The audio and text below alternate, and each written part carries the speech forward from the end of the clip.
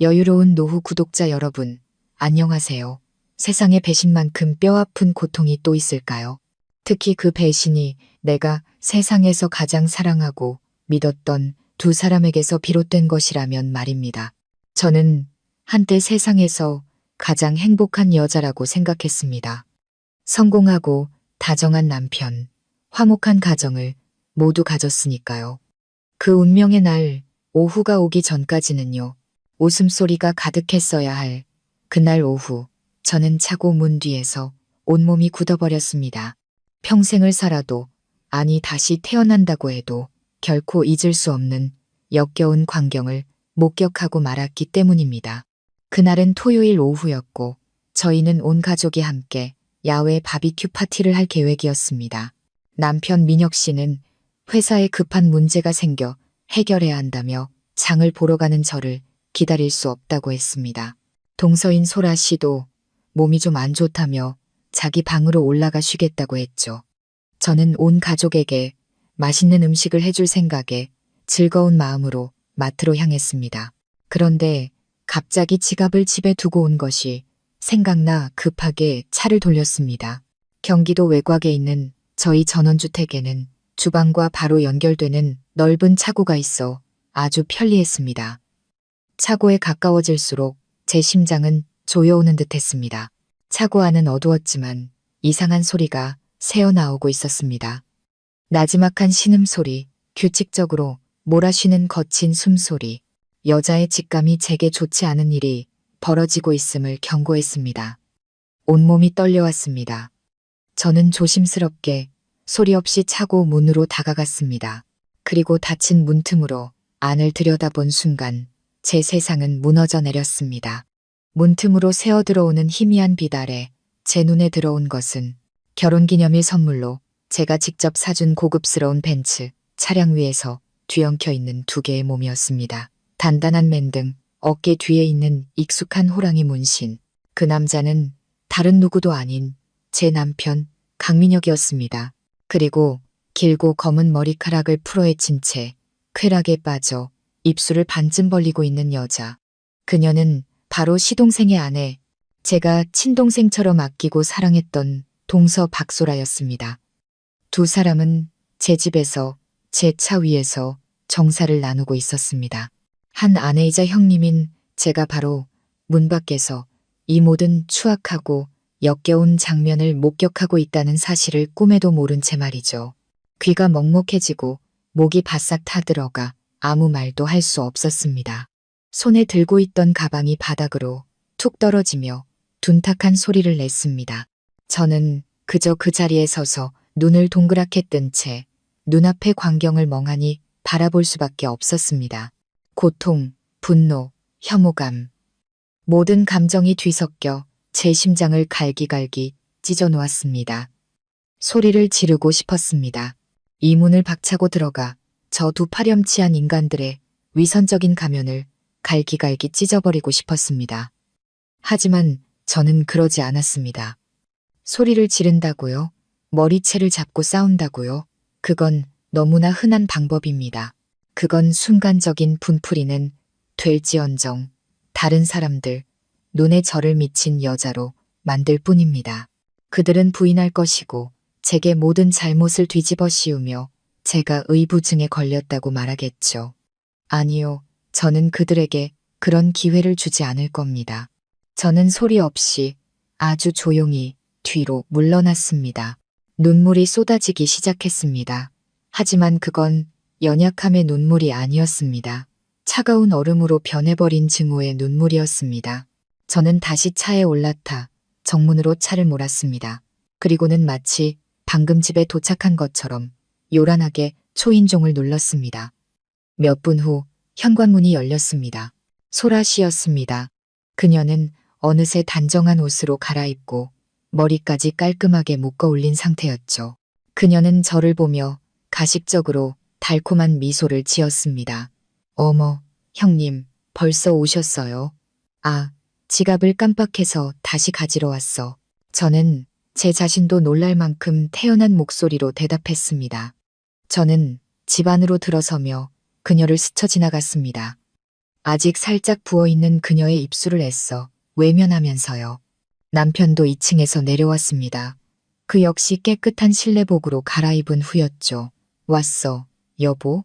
마침 회사 일 끝내고 내려와서 당신 바비큐 준비하는 거 도우려고 했는데 그는 그렇게 말하며 저를 안으려고 다가왔습니다. 저는 자연스럽게 몸을 피했습니다. 됐어요. 나 지갑 가지고 빨리 마트 다시 가봐야 해요. 늦었어요. 저는 그가 제 몸에 손댈 기회를 주지 않고 곧장 2층으로 올라갔습니다. 그날 저녁 저는 아무렇지 않게 바비큐 파티를 준비했습니다. 평소처럼 웃고 이야기하며 남편에게 음식을 집어주었고 착한 동서에게 안부를 물었습니다. 그들은 저를 조금도 의심하지 않았습니다. 아마 속으로는 제 어리석음을 비웃고 있었겠죠. 역겨운 위선으로 가득 찬 파티가 끝나고 저는 욕실로 들어가 샤워기 물을 세게 틀었습니다. 터져 나오려는 울음소리를 감추기 위해서였습니다. 저는 샤워기 아래 서서 방금 목격한 모든 더럽고 추악한 것들을 씻어내려는 듯 미친 듯이 몸을 문질렀습니다. 하지만 어떤 얼룩은 영원히 지워지지 않는다는 것을 알고 있었습니다. 마음을 진정시킨 후 저는 제가 무엇을 해야 할지 깨달았습니다. 소란을 피우지 않을 겁니다. 내가 모든 것을 알았다는 사실을 그들이 눈치채게 하지 않을 겁니다. 저는 덫을 놓을 겁니다. 그들의 배신보다 훨씬 더 정교하고 잔인한 덫을요. 남편이 깊이 잠든 밤, 제 계획을 실행할 시간이 왔습니다. 저는 몰래 차고로 내려갔습니다. 그의 재킷이 그곳에 걸려 있었습니다. 주머니에 손을 넣어보니 그것이 있었습니다. 상표도 없는 투명한 파란색 작은 러브젤 튜브. 심장이 다시 한번 아파왔지만 이성이 모든 감정을 억눌렀습니다. 저는 러브젤을 들고 서재로 갔습니다. 집안 물건을 수리하는 공구함이 있는 서랍을 열었죠. 거기서 한 가지를 꺼냈습니다. 강력 순간 접착제였습니다. 저는 다시 욕실로 돌아가 문을 잠갔습니다. 희미한 조명 아래 저는 침착하게 러브젤 튜브의 뚜껑을 열었습니다. 그리고 천천히 하지만 단호하게 순간 접착제 한 통을 전부 그 안에 짜넣었습니다. 작은 이쑤시개를 이용해 접착제가 투명한 젤에 완벽하게 섞여 어떤 흔적도 남지 않도록 조심스럽게 저었습니다. 작업이 끝나자 저는 튜브 입구를 깨끗이 닫고 뚜껑을 닫은 뒤 아무 일도 없었다는 듯이 남편의 재킷 주머니 원래 자리에 넣어두었습니다. 그 모든 과정에서 제 손은 떨리지 않았고 심장도 요동치지 않았습니다.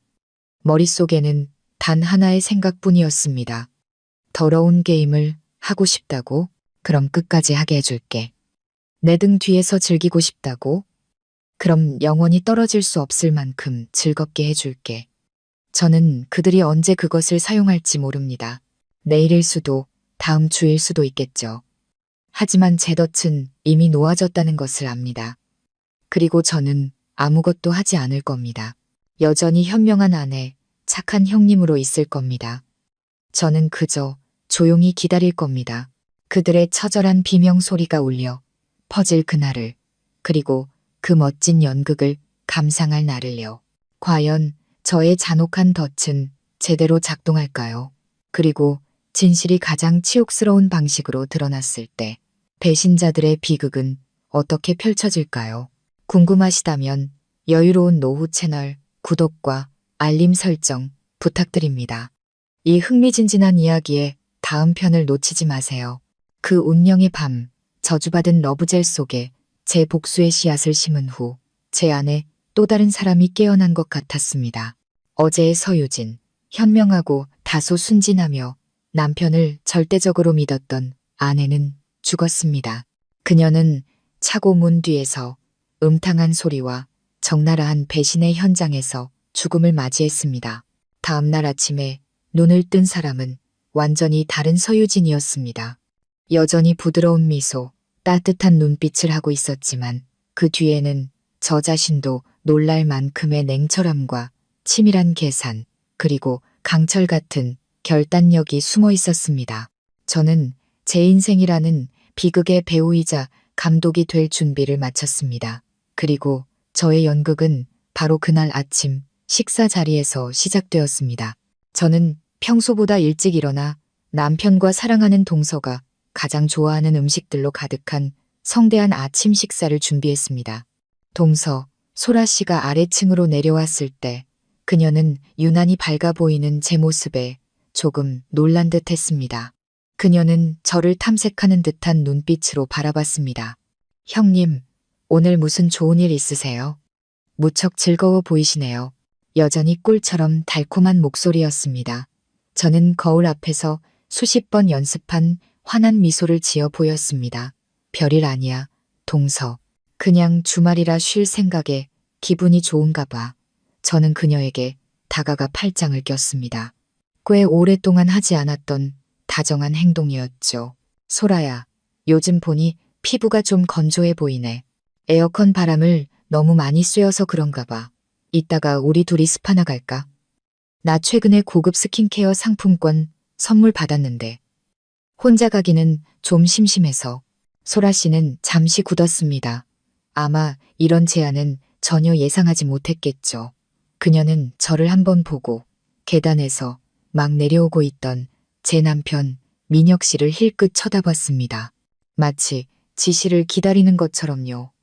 하지만 제가 한 발 빨랐습니다. 저는 남편을 향해 애교 섞인 목소리로 말했습니다. 여보, 나 소라 씨 데리고 피부 관리 좀 받고 와도 되죠? 여자는 스스로를 가꿔야 하잖아요. 그렇죠? 당신은 집 좀 보고 있어요. 아, 아니다. 요즘 회사 바쁘다고 했죠? 그냥 회사 가서 일 보세요. 집안일은 제가 알아서 할게요. 저는 일부러 아무것도 의심하지 않는 아내인 척 연기했습니다. 제가 감시하지 않는 자유로운 시간을 주겠다며 남편을 회사로 내몬 것이죠. 민혁 씨는 잠시 놀란 듯 했지만 이내 제 연극에 장단을 맞추기 시작했습니다. 그는 이제 보기만 해도 역겨운 가식적인 미소를 지었습니다. 당신 말이 맞아. 형님이랑 동서랑 둘이 편하게 놀다 와. 난 저녁에 일찍 들어올게.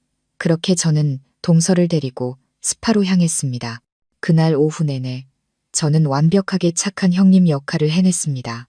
저는 그녀와 패션, 화장품부터 시작해 온갖 잡다한 이야기를 나누었고 비싼 새 원피스까지 선물했습니다. 그녀는 연신 고맙다고 말하며 선물을 받았지만 저는 그녀의 눈에서 여전한 경계심과 의아함을 읽을 수 있었습니다. 아마 속으로는 제가 왜 갑자기 이렇게 잘해주는지 의아해하고 있었겠죠. 하지만 죄책감에 빠진 자의 어리석음은 그녀가 더 깊이 생각하는 것을 막았습니다. 그녀는 그저 제가 오랫동안 무심했던 것을 미안해한다고 단순하게 생각했을 겁니다. 그 후 며칠 동안 저는 계속해서 제 연기를 이어나갔습니다. 저는 남편에게 그 어느 때보다 다정하게 굴었습니다.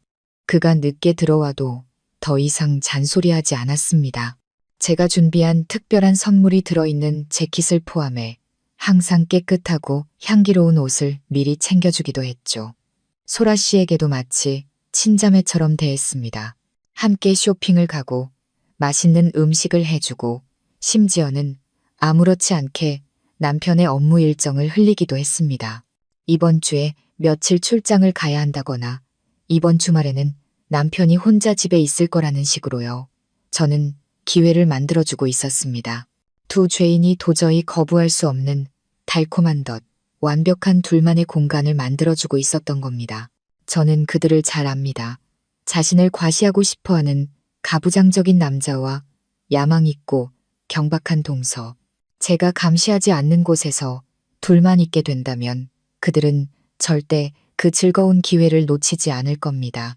그리고 마침내 결정적인 순간이 왔습니다. 제가 마지막 연극을 계획한 주말이었습니다. 그날 아침 식사 중에 저는 갑자기 슬픈 표정을 지었습니다.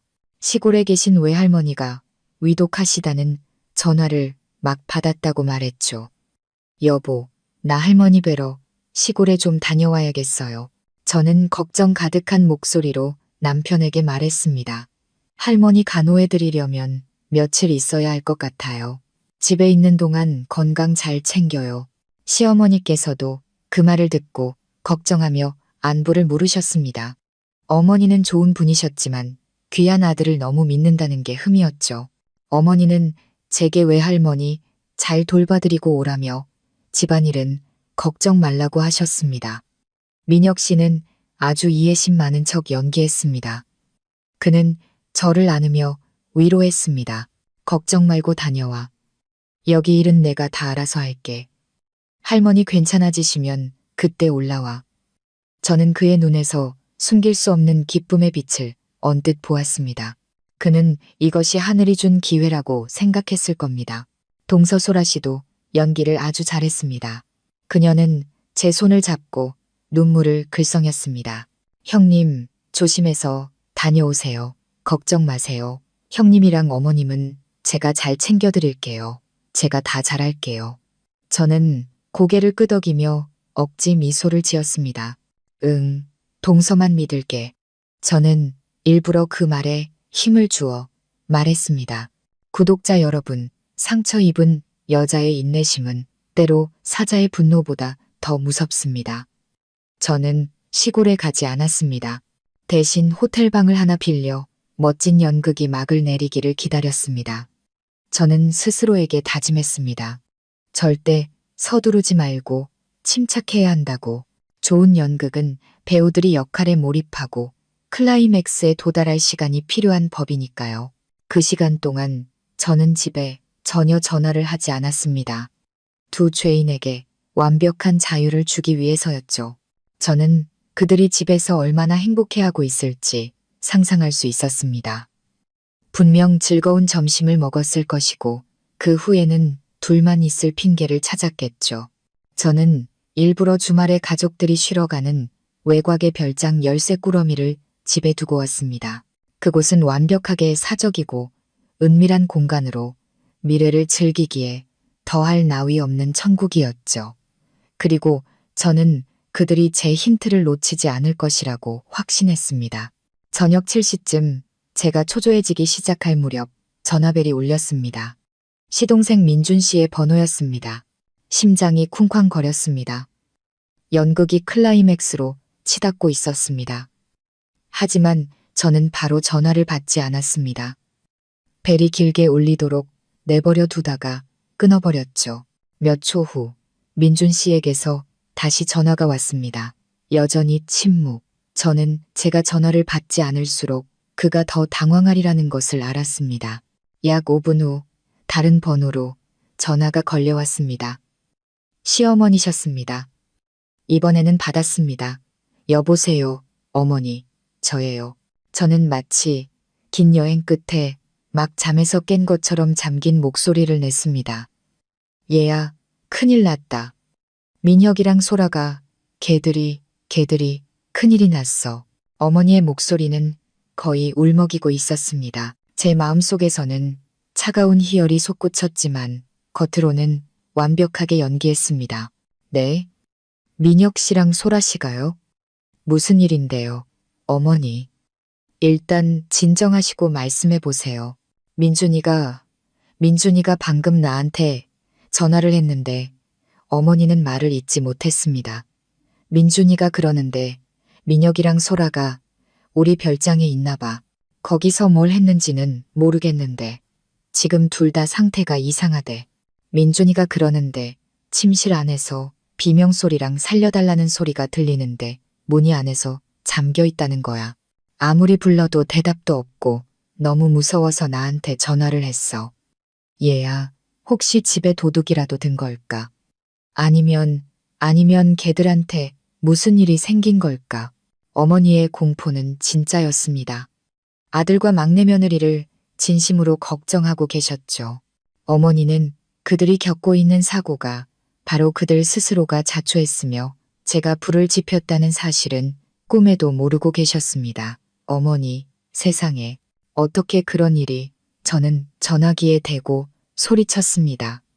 공포와 충격에 가득 찬 비명이었죠. 어머니, 걱정 마세요. 뭔가 오해가 있었을 거예요. 제가 민혁 씨한테 전화해 볼게요. 안 돼. 얘야, 어머니가 다급하게 말을 막았습니다. 내가 걔들 둘 다한테 수십 통은 전화했는데 아무도 안 받아. 아, 이렇게 하자. 너 지금 바로 별장으로 와. 나랑 민준이도 지금 거기로 가고 있어. 거기서 만나자. 걔들이 어떻게 됐는지 보고 구급차도 불러야지.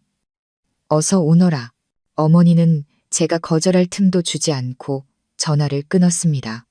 제 계획은 완벽하게 성공했습니다. 이제 시동생뿐만 아니라 시어머니까지 곧 펼쳐질 치욕적인 연극의 증인이 될 것입니다. 저는 서두르지 않았습니다. 차분히 앉아 마시던 차를 다 마셨죠. 그들이 먼저 도착해서 공포와 불안감이 극에 달할 충분한 시간을 주어야 했습니다. 약 30분 후 저는 여유롭게 택시를 불렀습니다. 오늘 밤 두 마리의 불사조는 잿더미 속에서 부활하는 것이 아니라 욕망과 죄악의 불길 속에서 스스로를 불태우게 될 것입니다. 저는 차에 앉아 창밖으로 스쳐 지나가는 가로등 불빛을 바라보았습니다. 마음은 이상할 정도로 평온했습니다. 앞으로 어떤 광경이 저를 기다리고 있을지 몰랐지만 한 가지는 확실했습니다. 그것은 그들이 평생 잊지 못할 장면이 될 것이라는 사실을요. 택시가 별장으로 이어지는 길로 접어들었을 때 멀리서부터 다른 차의 헤드라이트 불빛과 초조하게 서성이는 두 사람의 그림자가 보였습니다. 시어머니와 시동생 민준 씨였습니다. 연극의 막이 내릴 시간이었습니다. 저는 택시비를 내고 서둘러 그들에게 달려갔습니다. 남편과 동서를 걱정하는 아내이자 형님의 모습 그대로 다급하고 불안한 목소리로 말했죠. 어머니, 민준 씨, 이게 무슨 일이에요? 민혁 씨랑 소라 씨는 어디 있어요? 시어머니는 저를 보자마자 이성을 잃으셨습니다. 그녀는 제게 달려와 손을 붙잡고 눈물을 쏟아냈습니다. 아가, 네가 왔구나. 나 너무 무서웠어. 민혁이랑 소라가 저기 2층 침실 안에 있어. 문이 안에서 잠겨서 아무리 불러도 대답이 없고 안에서 희미하게 신음소리랑 우는 소리만 들려. 나 무서워. 걔들한테 정말 무슨 일이 생긴 것 같아. 소라 씨의 남편인 민준 씨도 얼굴이 새하얗게 질려 있었습니다. 그는 더듬거리며 말했습니다. 형수님, 형이 살려달라고 하는 소리도 들었어요. 근데 목소리가 너무 작았어요. 혹시 집에 도둑이 들어서 형이랑 형수님을 인질로 잡고 있는 건 아닐까요? 저는 그들의 겁에 질린 모습을 보며 속으로는 차가운 희열을 느꼈지만 겉으로는 완벽한 연기를 펼쳤습니다. 저는 극도로 두려워하는 척했습니다. 세상에 어떻게 이런 일이 여기 예비 열쇠 있어요. 민준 씨, 어서 문 열어봐요. 민준 씨의 손은 너무 떨려서 열쇠를 구멍에 제대로 넣지도 못했습니다. 하지만 문이 안에서 걸쇠로 잠겨 있어요. 이 열쇠로는 안 열려요. 그럼 문을 부숴야죠. 저는 위급한 상황에 처한 사람처럼 단호하게 소리쳤습니다. 민준 씨가 힘이 더 세니까 문을 부숴요. 어서요. 형이랑 형수님을 구해야죠. 제 말에 민준 씨는 정신을 차린 듯 했습니다. 그는 더 이상 망설이지 않고 몇 걸음 뒤로 물러나 도움닫기를 한 뒤 온 힘을 다해 떡갈나무로 만든 문에 어깨를 부딪혔습니다. 쾅! 문이 요란하게 흔들렸지만 꿈쩍도 하지 않았습니다. 쾅! 쾅! 그가 몇 번 더 몸을 날렸습니다. 시어머니는 옆에 서서 두 손을 모으고 하느님, 부처님, 제발 제 아이들을 살려주세요 라며 계속 중얼거렸습니다. 마침내 5번째 시도 끝에 금속으로 된 걸쇠가 부서지며 튀어나갔습니다. 묵직한 나무 문이 활짝 열렸습니다. 그리고 우리 셋, 시어머니와 민준 씨, 그리고 저는 눈앞에 펼쳐진 광경에 그 자리에 얼어붙고 말았습니다. 이보다 더 끔찍하고 기괴하며 치욕적일 수 없는 광경이었습니다. 호화로운 침실 안, 주말마다 우리 부부가 눕던 커다란 침대 위에는 어떤 도둑도 없었습니다. 오직 제 남편 민혁 씨와 동서소라 씨뿐이었습니다. 하지만 그들은 인질로 잡혀 있는 것이 아니었습니다. 그들은 벌거벗은 상태였습니다. 둘 다 몸에 실오라기 하나 걸치지 않은 채 차마 입에 담을 수 없는 음탕한 자세로 서로에게 붙어 있었습니다. 하지만 가장 끔찍한 것은 그들의 벌거벗은 모습이 아니라 그들의 상태였습니다. 두 사람은 마치 한 몸인 것처럼 단단히 붙어서 도저히 떨어질 수 없는 상태였습니다. 그들의 얼굴은 고통으로 일그러져 있었고 땀은 비 오듯 흘러내리고 있었습니다. 민혁 씨는 온 힘을 다해 빠져나오려고 애쓰고 있었지만 모든 노력은 헛수고였습니다. 그는 약한 목소리로 신음했습니다. 제발 살려주세요. 너무 아파. 소라 씨는 더욱 비참했습니다. 그녀는 소리 없이 울고 있었고 온몸은 경련을 일으키고 있었습니다. 평소의 아름다운 얼굴은 고통과 극심한 공포로 완전히 망가져 있었습니다. 오빠, 나 너무 아파. 제발 나 좀 떼어내줘. 그것이 바로 제가 준비한 강력 순간접착제의 효과였습니다. 러브젤과 섞였을 때 그것은 즉시 굳지 않습니다. 짧은 시간 동안은 윤활성을 유지하죠. 하지만 마찰과 체온이 더해지면 화학 반응이 일어나 극도로 강력한 접착 물질로 변합니다. 보이지 않는 쇠사슬이 되어 죄를 짓는 그 순간 두 죄인을 함께 묶어버리는 겁니다. 시어머니는 그 광경을 보고 더 이상 서 있을 수 없으셨습니다. 비명을 지르며 바닥에 쓰러져 정신을 잃으셨죠. 시동생 민준 씨는 마치 돌처럼 그 자리에 굳어 있었습니다. 그는 자신이 그토록 사랑했던 아내가 자신의 친형과 벌거벗은 채 붙어 있는 모습을 보고 있었습니다. 그의 얼굴은 창백해졌다가 붉어졌다가 다시 파랗게 질렸습니다. 그는 소리 지르지도 욕하지도 않았습니다. 그저 영혼 없는 눈으로 두 눈을 크게 뜬 채 눈앞의 광경을 멍하니 바라볼 뿐이었습니다. 이 충격은 너무나 컸습니다. 순하고 유약했던 한 남자의 정신을 완전히 파괴해버린 것이죠. 저는 한 걸음 뒤로 물러나 벽에 기댔습니다. 손을 들어 입을 막았고 어깨를 들썩였습니다. 아마 다른 사람들은 제가 충격으로 울고 있다고 생각했겠죠. 하지만 아니었습니다. 구독자 여러분, 저는 웃고 있었습니다. 소리 없는 웃음, 손바닥 뒤에서 터져나오는 지독한 희열의 미소였습니다. 명장면이었습니다. 이 연극은 정말로 제가 상상했던 것보다 훨씬 더 훌륭했습니다. 구독자 여러분, 제가 왜 이렇게 망설임 없이 잔인한 방법을 택했는지 이해하시려면 우리는 과거로 돌아가야 합니다. 모든 배신이 시작된 그 처음으로 말이죠. 오늘의 비극은 벽돌이 아닌 저의 어리석은 희생과 제가 한때 목숨처럼 사랑했던 남자의 끝없는 탐욕으로 지어졌습니다. 5년 전의 저는 지금처럼 부엌만 맴도는 가정주부가 아니었습니다. 저는 우수한 성적으로 졸업하고 외국계 대형 제약회사에서 일하는 화학 엔지니어였습니다. 제게는 활짝 열린 미래와 유망한 경력이 있었고 적지 않은 재산도 가지고 있었습니다. 부모님께서 불의의 사고로 일찍 돌아가시면서 평생 모으신 전 재산을 제게 남겨주셨기 때문입니다. 강남의 상가주택 한 채와 수십억 원에 달하는 예금이 있었죠. 저는 모든 것을 가졌지만 단 하나 진정한 사랑이 없었습니다. 그리고 민혁 씨를 만났습니다. 그는 당시 작은 회사에서 일하는 가난한 건설 엔지니어였습니다. 재능과 포부는 있었지만 자본도 기회도 없었죠. 저는 그의 의지와 노력에 끌렸습니다. 그는 제 주위를 맴돌던 다른 남자들과 달랐습니다. 그들은 오직 제 재산만 보고 접근했죠. 하지만 그는 진심으로, 소박한 관심으로 제게 다가왔습니다. 그는 장미꽃 대신 직접 키운 작은 다육이 화분을 선물했고 고급 레스토랑 대신 함께 길거리 포장마차에서 떡볶이를 먹었습니다. 그 사람 곁에서 저는 평온함과 진정으로 사랑받는 느낌을 찾았습니다. 저는 계산 없이 뜨겁게 그를 사랑했습니다. 그리고 그의 꿈을 이뤄주기로 결심했습니다. 그가 자신만의 건설 회사를 세우고 싶지만 가장 큰 장벽인 자본 때문에 막막하다고 했을 때 저는 한치의 망설임도 없었습니다. 저는 나중에야 깨달았지만 제 인생 최악의 실수가 될 결정을 내렸습니다. 저는 부모님이 남겨주신 강남의 상가주택을 팔았습니다. 그 돈 전부에 제 예금까지 합쳐 거의 수십억 원에 달하는 거액을 그에게 주었습니다. 하지만 그건 선물이 아니었습니다.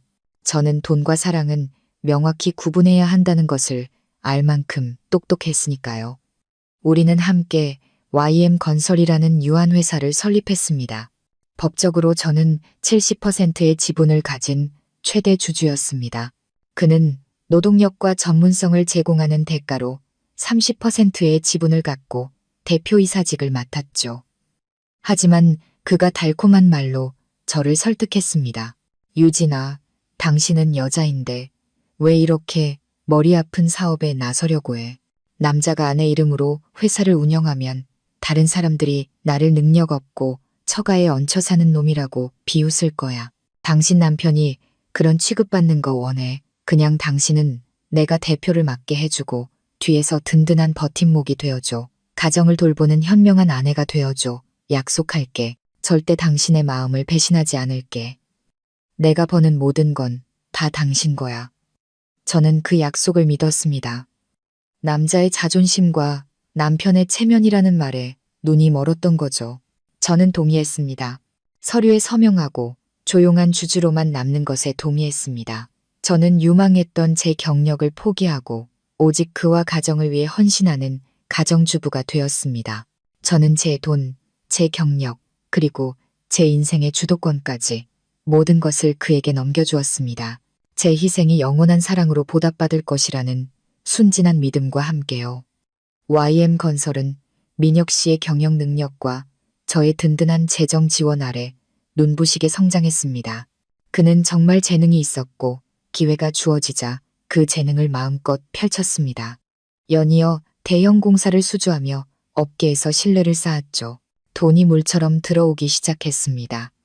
우리는 큰 전원주택을 사고 고급 외제차를 샀습니다. 우리의 삶은 완전히 새로운 단계로 접어들었습니다. 하지만 바로 그때 민혁 씨도 변하기 시작했습니다. 그는 더 이상 예전에 가난하고 순박했던 엔지니어가 아니었습니다. 그는 많은 사람들의 칭송과 부러움을 받는 성공한 대표가 되었습니다. 그는 이 모든 성공이 오직 자신의 힘으로 이룬 것이라고 믿기 시작했습니다. 그는 자신의 제국에 첫 벽돌을 놓아준 모든 것을 희생한 아내를 점차 잊어갔습니다. 그는 제 존재를 당연하게 여기기 시작했고 제 희생을 그저 분수에 맞는 삶이라 생각했습니다. 오늘의 배신은 바로 그 어리석은 희생과 방치된 오만함이라는 벽돌로 지어진 것이었습니다. 구독자 여러분, 만약 제 남편의 자만심과 배은망덕이 배신을 위한 비옥한 토양이었다면 제 동서 소라 씨는 그 땅에 심어진 독초의 씨앗이었습니다. 그리고 그 씨앗은 싹을 틔워 제 결혼 생활을 칭칭 감고 서서히 질식시켜 죽음에 이르게 한 악마의 덩굴이 되었습니다. 그녀는 처음부터 적의 모습으로 나타나지 않았습니다. 그녀는 가장 완벽한 가면, 순수하고 사랑스러우며 항상 형님을 존경한다고 말하는 동서의 가면을 쓰고 우리 가족에게 왔습니다. 소라 씨는 제가 결혼한 지 2년 후에 시집 왔습니다. 시동생 민준 씨는 착하고 다소 유약한 성격의 평범한 회사원이었습니다. 반면 소라 씨는 예쁜 외모의 말도 달콤하고 애교가 많았죠. 친정 형편도 넉넉지 않았습니다. 처음부터 저는 그녀를 진심으로 가엾게 여겼습니다. 새로운 가정에 첫 발을 내딛는 어리고 서툰 모습에서 제 자신을 보았기 때문입니다. 저는 스스로 다짐했습니다. 내가 맏며느리고 형님이니까 동생을 아끼고 보살피며 이끌어줄 책임이 있다고. 그리고 저는 그렇게 했습니다. 그녀를 친동생처럼 대했습니다. 부엌일부터 시어머니를 대하는 법, 남편을 챙기는 법까지 하나하나 가르쳐 주었습니다. 아무것도 숨기지 않았죠. 그녀가 사무직 일이 지루하고 월급도 쥐꼬리만 하다고 불평했을 때 저는 남편 민혁 씨에게 부탁해 그녀를 YM건설에 입사시켜 주었습니다. 당시 제 위치에서는 한마디 말로 그녀는 꿈도 꾸지 못했을 높은 연봉을 받으며 편한 행정팀 자리를 쉽게 얻을 수 있었습니다. 그들 부부가 재정적으로 어려워 아파트 대출을 받으려 할 때도 제가 직접 보증을 서주고 무이자로 큰 돈을 빌려주었습니다. 저는 그 모든 것을 어떤 계산도 없이 순수한 마음으로 했습니다. 우리 동서지간의 정이 영원히 이렇게 돈독할 것이라고 생각했습니다. 저는 그녀의 끊임없는 감사 인사와 다정한 포옹, 그리고 존경심 가득한 눈빛을 순진하게 믿었습니다. 형님은 정말 좋으시겠어요. 그녀는 항상 제게 그렇게 말했습니다. 부러움이 가득한 목소리로요. 예쁘고 능력도 있으신데 민혁이 오빠처럼 능력 있고 아내 사랑하는 남편까지 만나셨잖아요.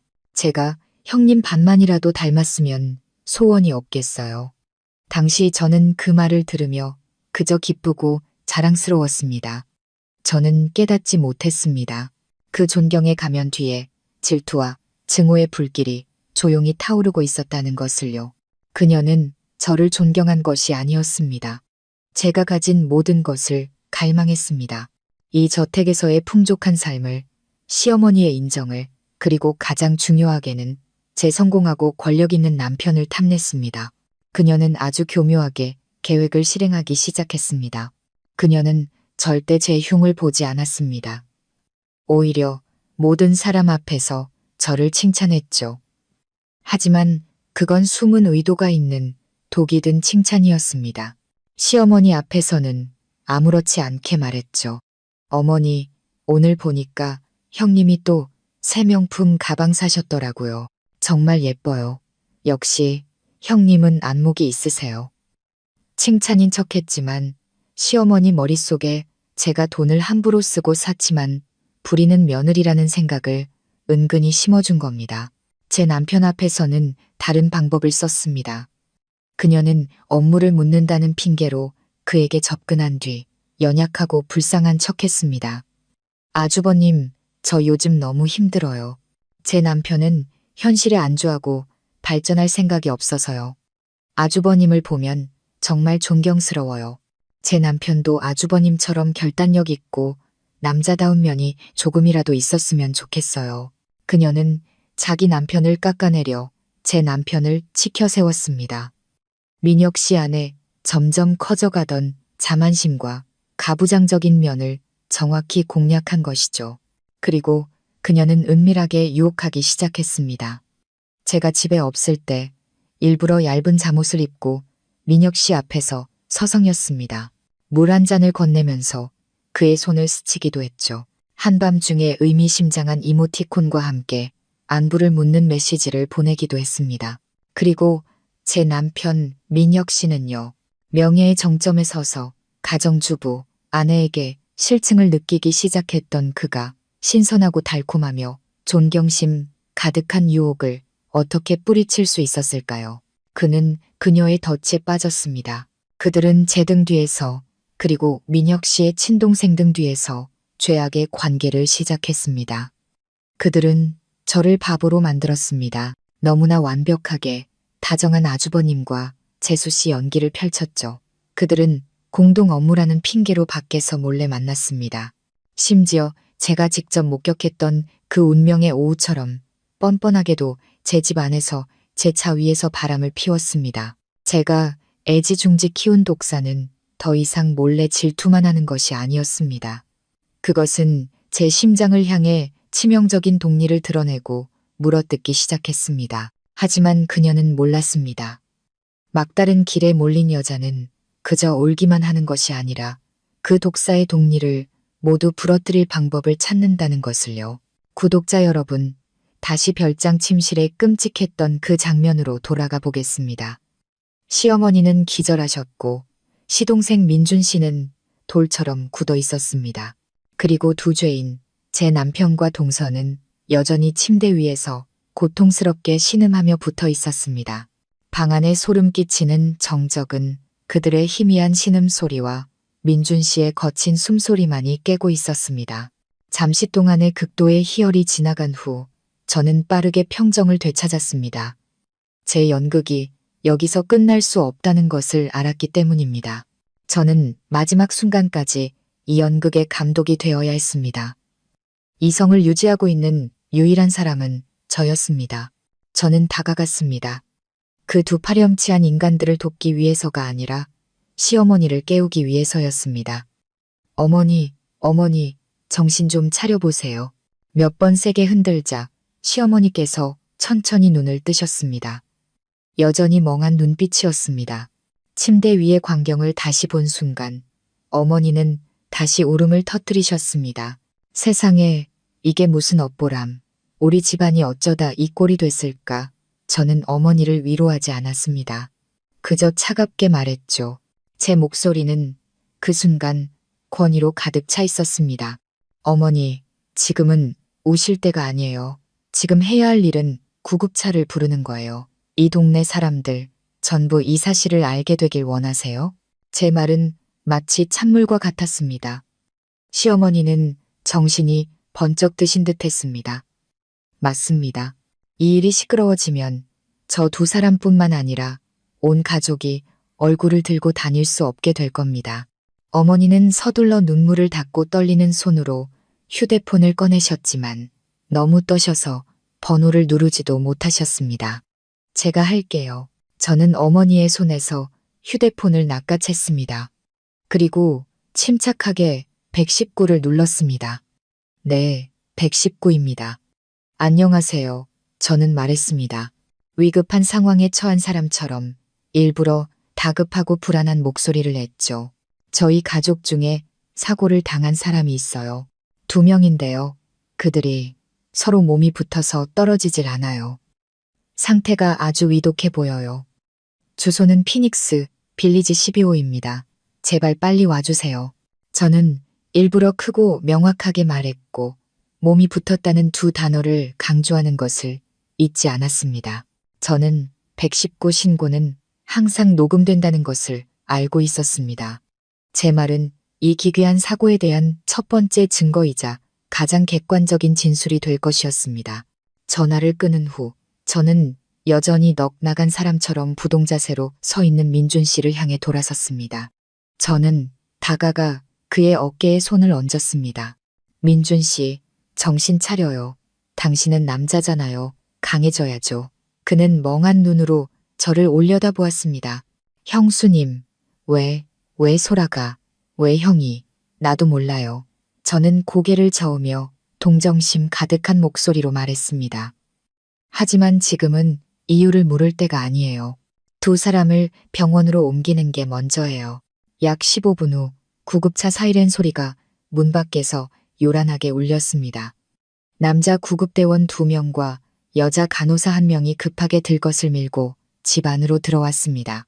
그들이 침실에 들어와 눈앞의 광경을 보았을 때 세 사람 모두 잠시 동안 경악을 금치 못했습니다.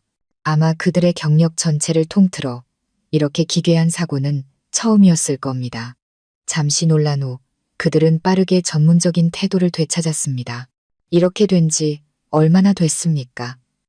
나이 많은 구급대원이 물었습니다. 제 남편 민혁 씨는 겨우 신음하며 대답했습니다.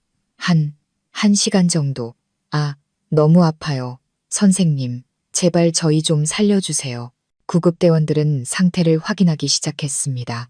그들은 두 사람을 떼어내려 했지만 모든 시도는 실패로 돌아갔습니다. 안 되겠습니다. 구급대원이 말했습니다. 너무 단단히 붙어 있어서 즉시 병원으로 이송해야 합니다. 전문적인 방법으로만 분리가 가능합니다. 이 상태로 오래 두면 조직, 괴사 등 위험한 상황이 올 수 있습니다.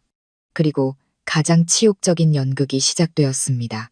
두 사람을 떼어낼 수 없다는 것은 그 부끄러운 자세 그대로 구급차에 실려가야 한다는 것을 의미했습니다. 두 구급대원은 서로 붙어있는 두 사람을 들것 위로 옮기느라 몹시 힘들어했습니다. 여자 간호사가 급하게 얇은 담요를 가져와 그들을 덮었지만 담요는 너무 작아서 그들의 벌거벗은 몸과 기괴한 자세를 다 가릴 수는 없었습니다. 그렇게 비극적인 희극이 펼쳐졌습니다. 벌거벗은 채 서로 붙어 있는 두 사람이 실린 들것이 방을 나와 거실을 지나 마당으로 옮겨졌습니다. 그때 소란과 구급차 사이렌 소리에 호기심이 생긴 몇몇 이웃들이 구경하러 나왔습니다. 그들은 대문 밖에서 수군거리며 손가락질했습니다. 어머, 저 집 무슨 일이야? 사고가 났다는데 이상하네. 왜 한들것에 두 사람을 같이 옮기지? 저것 봐. 옷도 안 입은 것 같은데. 수많은 수군거림, 호기심 어린 시선들이 수천 개의 바늘이 되어 제 남편과 동서의 살을 찔렀습니다. 그들은 담요 속으로 얼굴을 파묻으며 수치심을 피하려 했지만 이 끔찍한 굴욕에서 벗어날 수는 없었습니다. 시어머니와 민준 씨는 고개를 푹 숙인 채 아무도 쳐다보지 못했습니다. 저는 맨 뒤에서 따라가며 여전히 걱정하고 불안한 표정을 유지했지만 마음속 깊은 곳에서는 이루 말할 수 없는 희열을 느끼고 있었습니다. 이제 시작일 뿐이야. 그들이 겪고 있는 육체적 고통은 앞으로 그들이 짊어져야 할 정신적 굴욕에 비하면 아무것도 아니었습니다. 제가 말했었죠. 그들은 아주 비싼 대가를 치르게 될 거라고. 그리고 그 대가는 이제 막 계산되기 시작했습니다. 구급차는 요란하게 사이렌을 울리며 조용한 교회의 밤을 가르고 도심의 종합병원으로 질주했습니다. 차 안의 공기는 운명의 침실보다 더 무겁고 숨막히게 가라앉아 있었습니다. 제 남편 민혁 씨와 동서 소라 씨는 얇은 담요 아래에서 고통뿐만 아니라 치욕으로 온몸을 부들부들 떨고 있었습니다. 그들의 희미한 신음소리는 구슬픈 사이렌 소리와 뒤섞여 막을 내린 미래의 비극적인 배경음악이 되었습니다.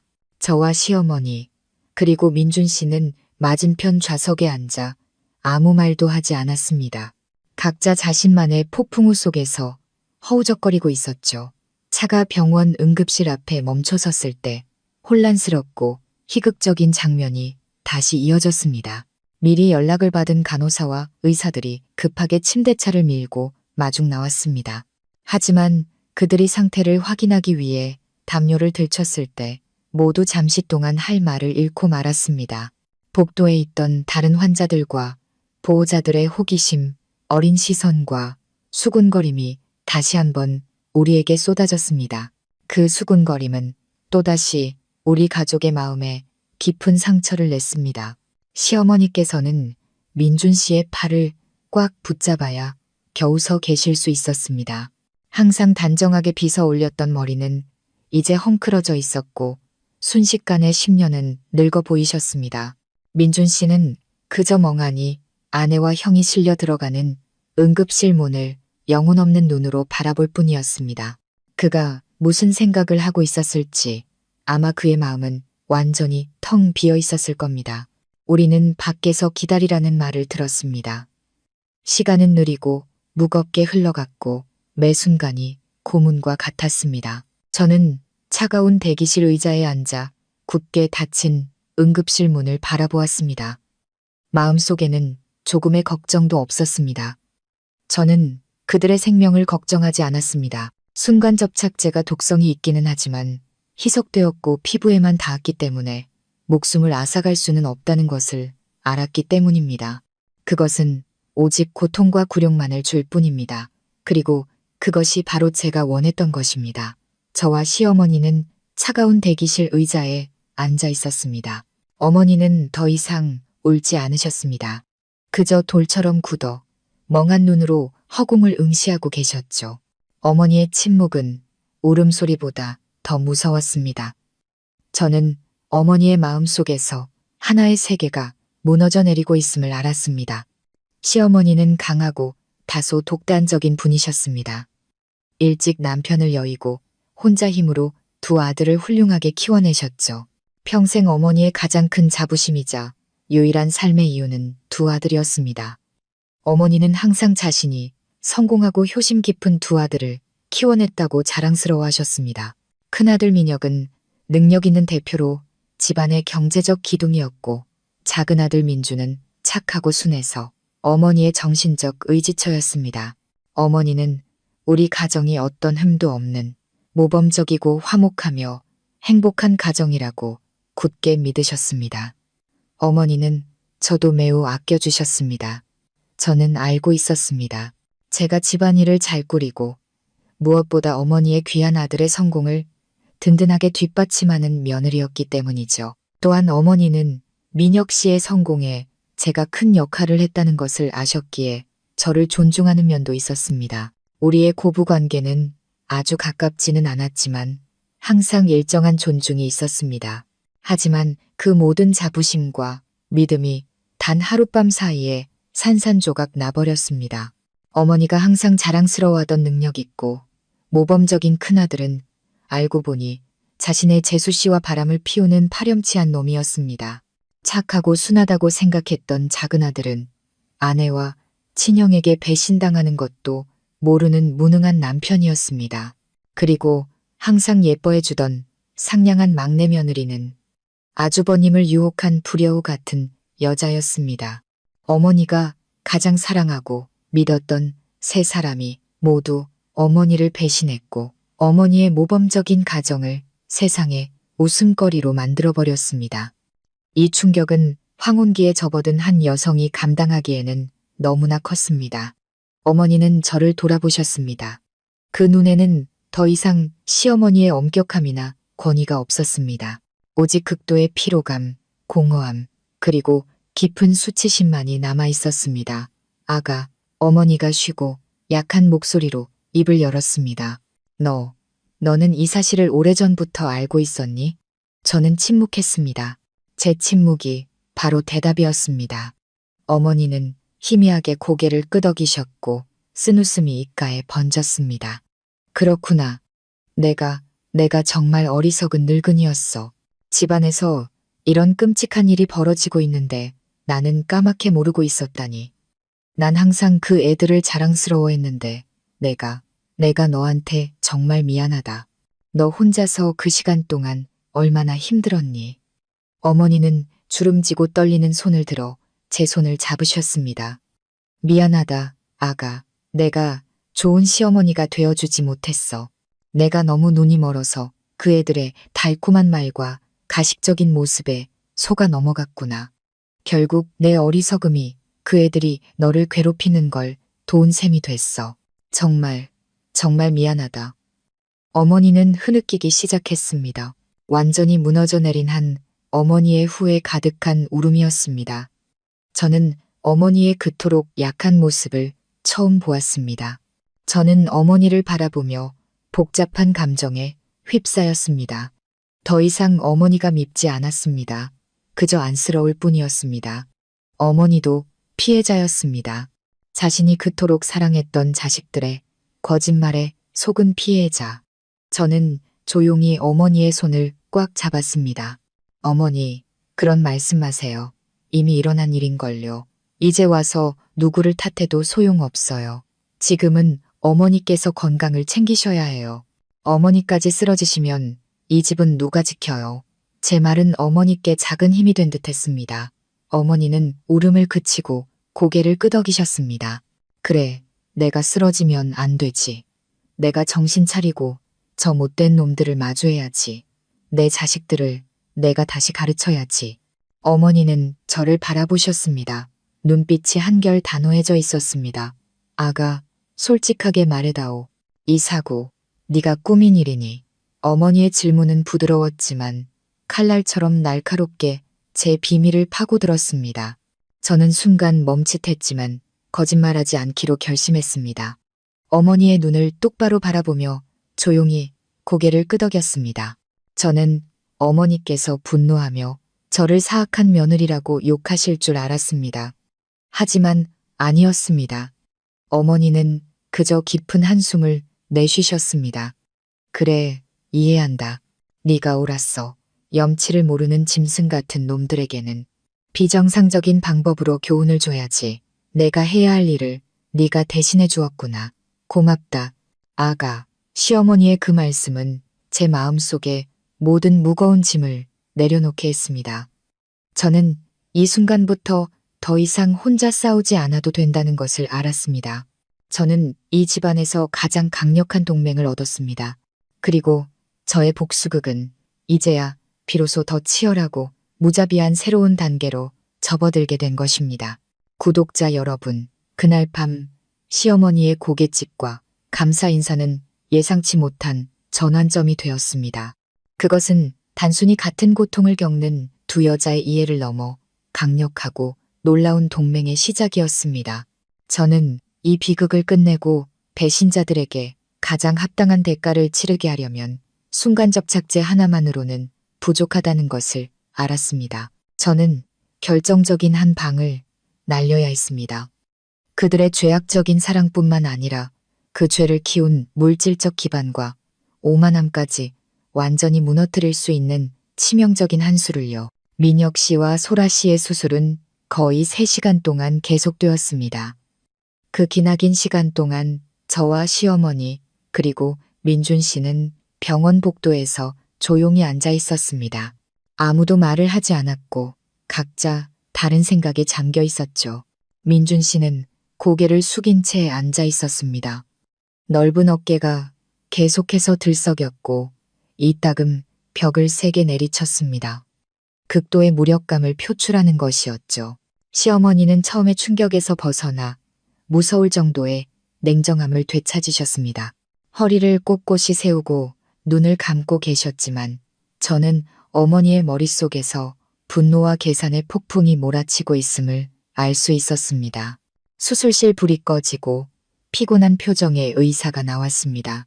그는 수술이 성공적으로 끝났다고 알려주었습니다. 두 사람은 분리되었지만 그 대가는 결코 작지 않았습니다. 회복실로 옮겨진 후 민혁 씨와 소라 씨는 모두 마취 기운에 깊이 잠들어 있었습니다. 우리는 잠시 면회가 허락되었습니다. 각자 다른 침대에 누워 하얀 붕대를 감고 창백하고 고통스러운 얼굴을 하고 있는 두 사람을 보면 누구라도 연민을 느꼈을 겁니다. 하지만 저는 아니었습니다. 저는 그것이 공정한 징벌이라고 생각했습니다. 그날 밤 시어머니께서 제게 말씀하셨습니다. 아가, 너는 이제 집에 가서 쉬어라. 여기는 나와 민준이가 있을 테니 괜찮다. 너도 오늘 하루 종일 힘들었잖니. 저는 어머니께서 단순히 저를 쉬게 하려는 것이 아니라는 것을 알았습니다. 저에게 그리고 어머니 자신에게도 생각할 시간을 주시려는 것이었죠. 저는 아무 말 없이 고개를 끄덕이고 조용히 병원을 나섰습니다. 하지만 집으로 가지 않았습니다. 저는 다른 곳, 오래전부터 비밀리에 빌려둔 작은 오피스텔로 차를 몰았습니다. 그곳에는 제가 이날을 위해 조용히 준비해온 모든 비밀과 무기들이 보관되어 있었습니다. 다음 날 아침 저는 다시 병원으로 돌아왔습니다. 더 이상 피곤하고 불안했던 서유진이 아니었습니다. 저는 가볍게 화장을 하고 우아한 오피스룩을 입어 차분하고 권위 있는 모습을 연출했습니다. 병실에 들어섰을 때 민혁 씨와 소라 씨는 모두 깨어 있었고 시어머니와 민준 씨도 그곳에 있었습니다. 방 안의 공기는 납처럼 무거웠습니다. 제가 들어서는 것을 보고 민혁 씨와 소라 씨는 모두 깜짝 놀랐습니다. 그들은 죄책감과 수치심, 그리고 숨길 수 없는 두려움이 뒤섞인 눈으로 저를 바라봤습니다. 제가 어디까지 알고 있고 앞으로 무엇을 할지 몰랐기 때문입니다. 저는 그들을 쳐다보지 않았습니다. 곧장 시어머니 침대 옆으로 가서 서류 가방 하나를 테이블 위에 올려놓았습니다. 어머니, 이제 어머니께서 몇 가지 진실을 아셔야 할 때가 온 것 같아요. 저는 차분한 목소리로 말했습니다. 시어머니는 저를 보셨다가 서류 가방을 보셨다가 이해할 수 없다는 표정을 지으셨습니다. 저는 가방을 열어 서류 뭉치를 꺼냈습니다. 어머니, 기억하세요? 저는 시작했습니다. 5년 전 YM 건설이 설립될 때 제가 모든 자본금 거의 수십억 원을 투자했습니다. 하지만 민혁 씨의 체면을 세워주기 위해 저는 그가 대표이사를 맡고 조용한 주주로 물러나는 것에 동의했었죠. 저는 저와 민혁 씨의 서명이 모두 있는 최초의 투자 계약서를 테이블 위에 올려놓았습니다. 서류상으로 저는 여전히 이 회사의 70% 지분을 가진 최대 주주입니다. 법적으로 이 회사의 최종 결정권자는 민혁 씨가 아니라 바로 저라는 뜻입니다. 방 안은 쥐 죽은 듯 조용해졌습니다. 민혁 씨와 소라 씨는 눈을 동그랗게 뜨고 저를 쳐다봤습니다. 아마 그들은 순종적인 가정주부였던 아내이자 형님이 이렇게 법적으로 철저하고 빈틈없을 거라고는 상상도 못했을 겁니다. 시어머니는 그저 침묵하셨습니다. 이 게임이 생각보다 훨씬 복잡하다는 것을 깨닫기 시작하신 듯 했습니다. 저는 계속해서 두 번째 히든카드를 꺼냈습니다. 다른 서류 뭉치를 꺼냈죠. 그리고 이것도요, 어머니. 우리가 살고 있는 이 전원주택, 민혁 씨가 타고 다니는 벤츠, 그리고 민준 씨 부부가 사는 아파트까지 이 모든 재산이 누구 이름으로 되어 있는지 아세요? 저는 등기부등본과 자동차 등록증을 한 장씩 넘겼습니다. 소유주란에는 오직 하나의 이름, 서유진만이 적혀 있었습니다. 처음부터 제 돈으로 이 자산들을 구입할 때 저는 모든 것을 제 이름으로 해달라고 요구했습니다. 민혁 씨도 동의했었죠. 그것이 저에 대한 사랑과 고마움을 증명하는 방법이라고 말하면서요. 저는 민혁 씨를 향해 비웃음 가득한 시선을 던졌습니다. 다만 그 약속을 잊어버린 것 같지만요. 민혁 씨는 더 이상 가만히 누워 있을 수 없었습니다. 그는 몸을 일으키려 했지만 상처 부위가 욱신거려 얼굴을 찡그렸습니다. 유진아, 당신 어떻게 이럴 수가 있어? 그는 더듬거렸습니다. 제가 뭐요? 저는 냉소했습니다. 저는 그냥 당신에게 상기시켜주는 것뿐이에요. 당신이 가진 모든 것, 경력, 지위, 집, 차까지 전부 다 제가 만들어준 것이라는 걸요. 당신은 한 번도 그것들을 진정으로 소유한 적이 없어요. 그저 제가 사용하도록 허락해줬을 뿐이죠. 그리고 저는 결정타를 날렸습니다. 제 휴대폰을 꺼냈습니다. 어머니, 제가 어제서야 이 두 사람의 관계를 알았다고 생각하세요? 아니에요, 어머니. 저는 아주 오래전부터 알고 있었어요. 저는 동영상 하나를 재생했습니다. 그것은 제가 거실에 몰래 설치해둔 보안 카메라에 찍힌 영상이었습니다. 영상에는 제가 시골에 간 사이 민혁 씨와 소라 씨가 집 소파에서 몰래 서로를 껴안고 키스하는 장면이 담겨 있었습니다. 이어서 그들이 주고받은 수많은 달콤한 메시지들이 나타났습니다. 제가 소라 씨의 낡은 태블릿 PC에서 기술적으로 복구해낸 메시지들이었죠. 소라야, 보고 싶어 죽겠다. 지금 당장 내 곁에 있었으면. 오빠, 그 지겨운 마누라 외출할 때까지 기다려요. 바로 달려갈게. 증거들이 하나씩 명확하고 날카롭게 부인할 수 없게 제시되었습니다.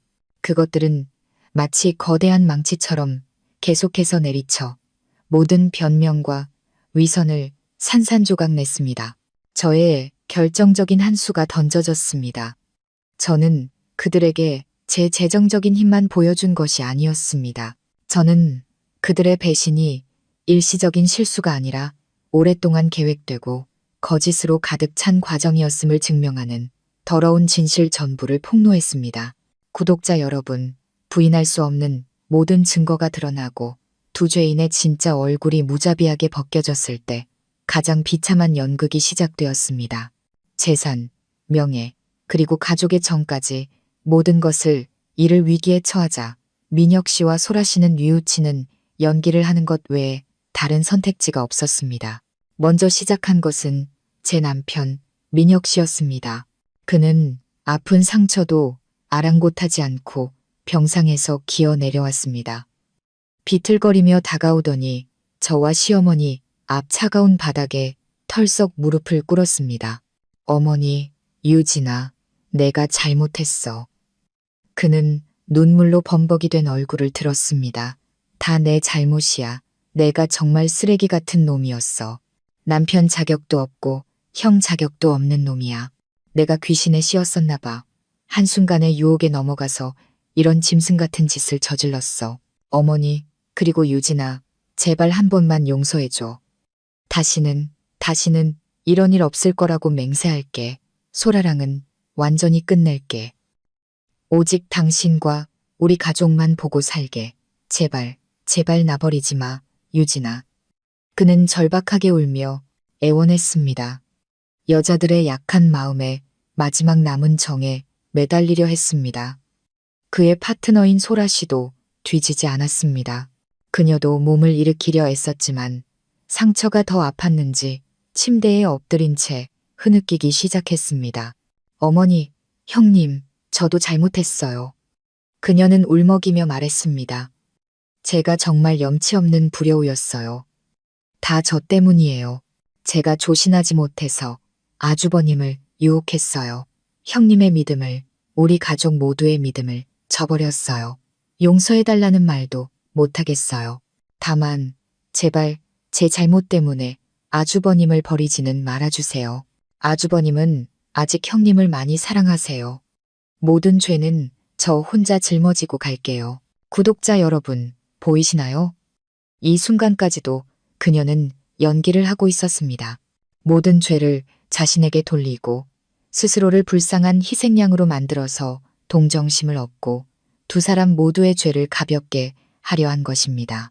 정말 환상의 호흡이었습니다.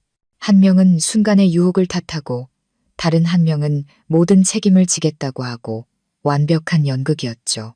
어제의 저였다면 아마 마음이 약해졌을 겁니다. 그 눈물과 약속을 믿었을지도 모릅니다. 하지만 아니요. 오늘의 저는 더 이상 바보가 아니었습니다. 저는 그들의 진짜 속내를 꿰뚫어 보고 있었습니다. 저는 그 눈물이 후회의 눈물이 아니라 두려움의 눈물이라는 것을 알았습니다. 그들은 회사를, 저택을, 그리고 지금 누리고 있는 호화로운 삶을 잃을까봐 두려워하고 있었습니다. 저는 아무 말도 하지 않고 조용히 시어머니를 바라보았습니다. 이제 심판을 내릴 사람은 제가 아니라 어머니셨습니다. 어머니는 조용히 앉아 두 자식의 연극을 지켜보셨습니다. 얼굴에는 어떤 감정도 드러나지 않았죠. 애원이 멎자 어머니는 천천히 일어서셨습니다. 아들에게 가지 않으셨습니다. 막내 며느리인 소라 씨의 침대로 다가가셨습니다. 차갑고 거리감 있는 눈으로 그녀를 바라보셨습니다. 네가 모든 죄를 짊어지겠다고? 어머니가 담담한 목소리로 물으셨습니다. 좋다. 내 소원대로 해주마. 어머니는 방구석에서 그림자처럼 조용히 서 있던 민준 씨를 돌아보셨습니다. 민준아, 이리 오너라. 민준 씨가 천천히 다가왔습니다. 그의 눈은 여전히 텅 비어 있었습니다. 시어머니는 테이블 위에 종이 한 장과 펜을 올려놓으셨습니다. 이혼 서류다. 내가 널 대신해서 미리 준비해놨다. 서명하거라. 저 아이를 자유롭게 해줘서 제 죄를 마음껏 짊어지고 가게 해줘라. 시어머니의 말씀은 부드러웠지만 믿을 수 없을 만큼 잔인했습니다. 그것은 소라 씨에게 어떤 퇴로도 남겨주지 않는 최후의 일격이었습니다. 배신자들의 연극은 이제 막을 내릴 시간이었습니다. 구독자 여러분, 내가 널 대신해서 미리 준비해놨다. 서명하거라. 시어머니의 이 말씀은 마치 판사의 마지막 망치 소리처럼 가식적인 동서에 모든 희망의 문을 닫아버렸습니다. 소라 씨가 애써쓰려 했던 피해자 가면은 산산조각이나 두려움과 절망으로 가득 찬 맨 얼굴을 드러냈습니다. 그녀는 테이블 위에 이혼 서류를 멍하니 바라보다가 여전히 돌처럼 굳어서 있는 남편 민준 씨를 올려다보았습니다. 그녀는 다시 울기 시작했습니다. 하지만 이번에는 연기가 아니었습니다. 모든 것을 잃게 될 사람의 진정한 공포였죠. 민준 씨, 당신 나한테 이럴 순 없어요. 그녀는 자신이 무참히 배신했던 남자에게 매달리며 흐느꼈습니다. 내가 잘못한 거 알아요. 그냥 한순간 어리석었을 뿐이에요. 우리 부부의 정을 생각해서라도 제발 한 번만 기회를 줘요. 약속할게요. 맹세할게. 다시는 이런 일 없을 거야. 좋은 아내가 될게. 당신 아이도 낳아줄게. 제발 나 버리지 마. 그녀는 민준 씨의 착하고 유약한 성격이라면 자신이 울고 애원하며 미래의 아이까지 미끼로 던지면 다시 마음이 약해질 것이라고 믿었습니다. 그녀는 이 남자를 마음대로 조종하는 데 익숙했으니까요. 하지만 그녀는 틀렸습니다. 지렁이도 밟으면 꿈틀하는 법입니다. 친형과 아내에게 동시에 배신당한 충격은 민준 씨 안에 나약함을 완전히 파괴해버린 치명타였습니다. 그것은 사랑과 용서를 죽이고 오직 혐오와 극심한 고통만을 남겼습니다. 민준 씨는 한마디도 하지 않았습니다. 그는 천천히 다가왔습니다. 더 이상 텅 비어 있지 않은 무서울 정도로 공허한 눈빛으로요. 그는 눈물로 얼룩진 소라 씨의 얼굴을 보지 않았습니다. 마치 이 방에 존재하는 유일한 것인 양 이혼 서류만을 쳐다봤습니다.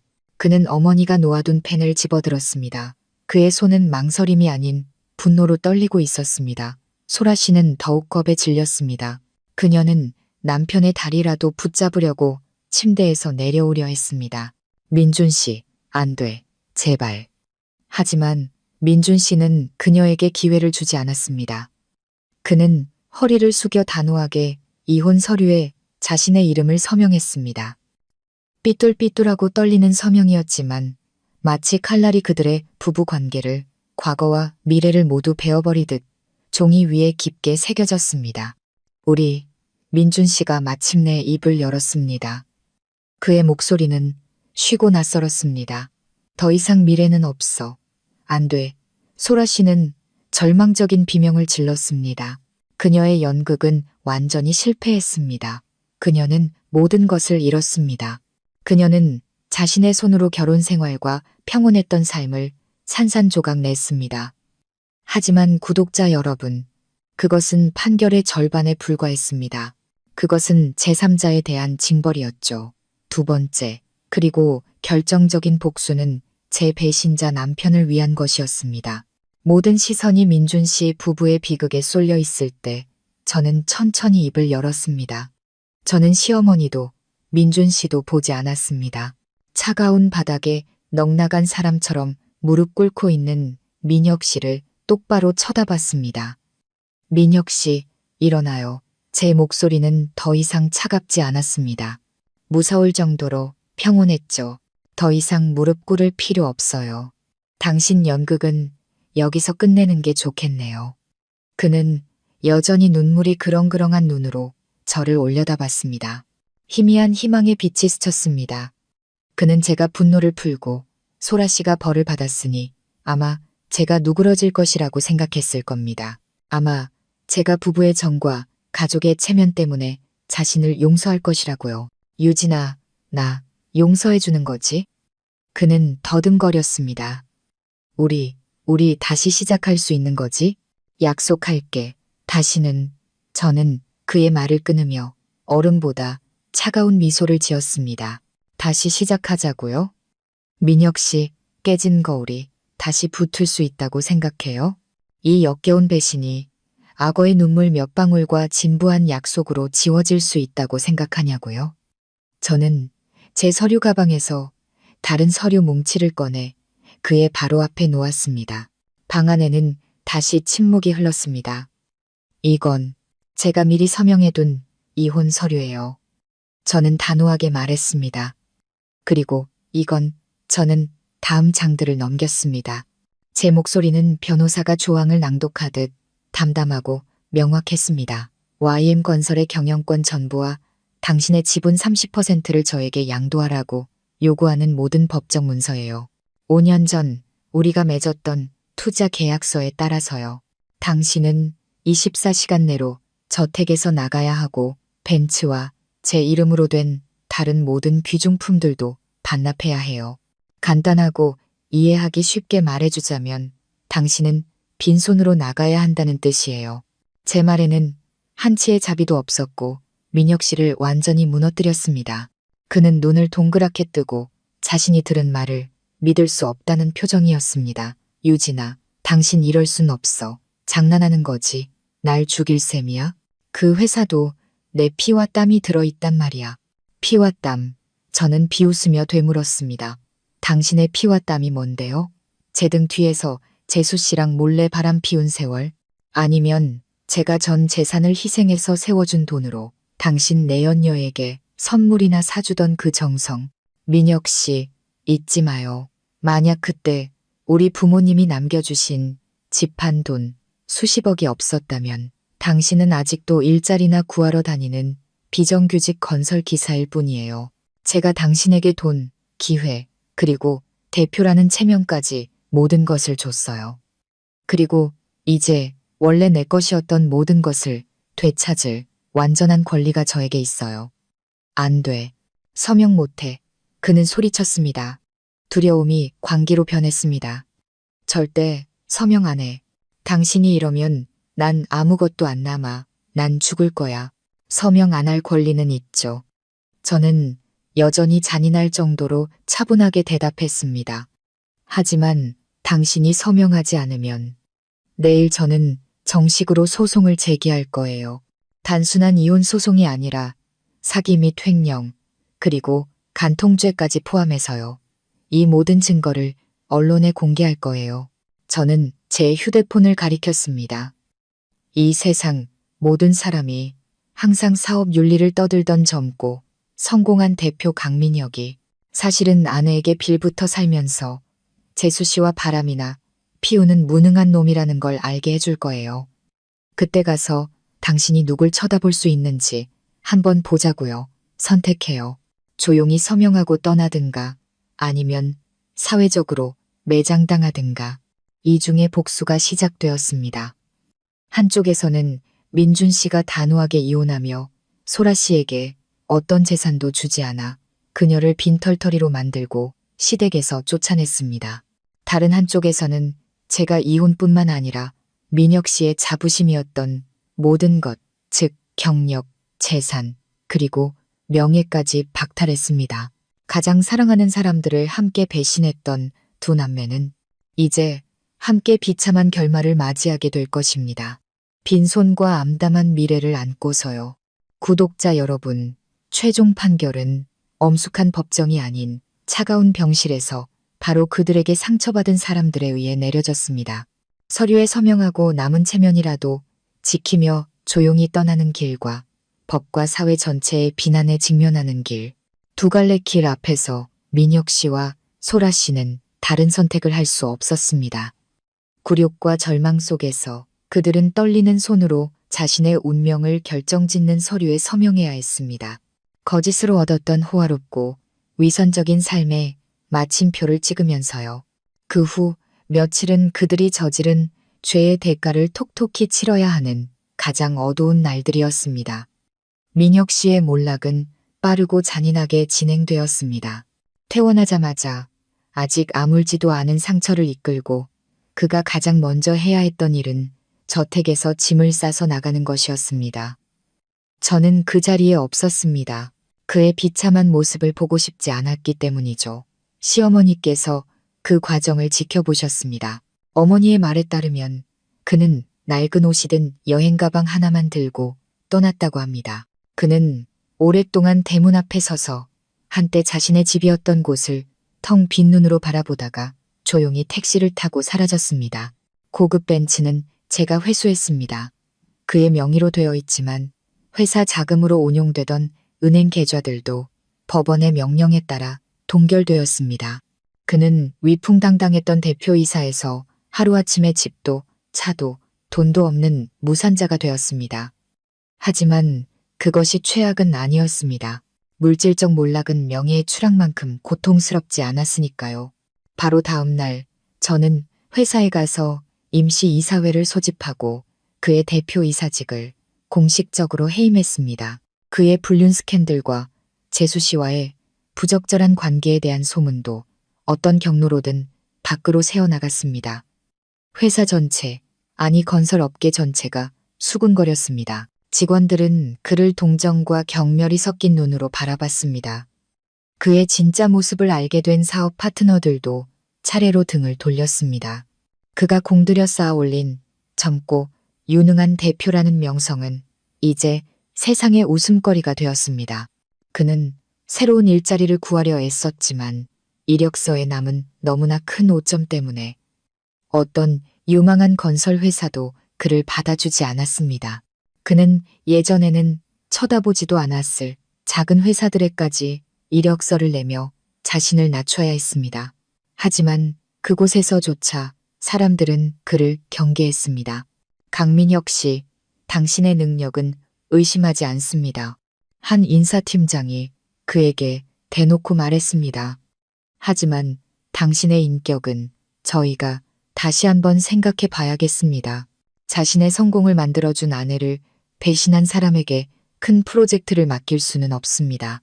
그는 계속해서 거절당했습니다.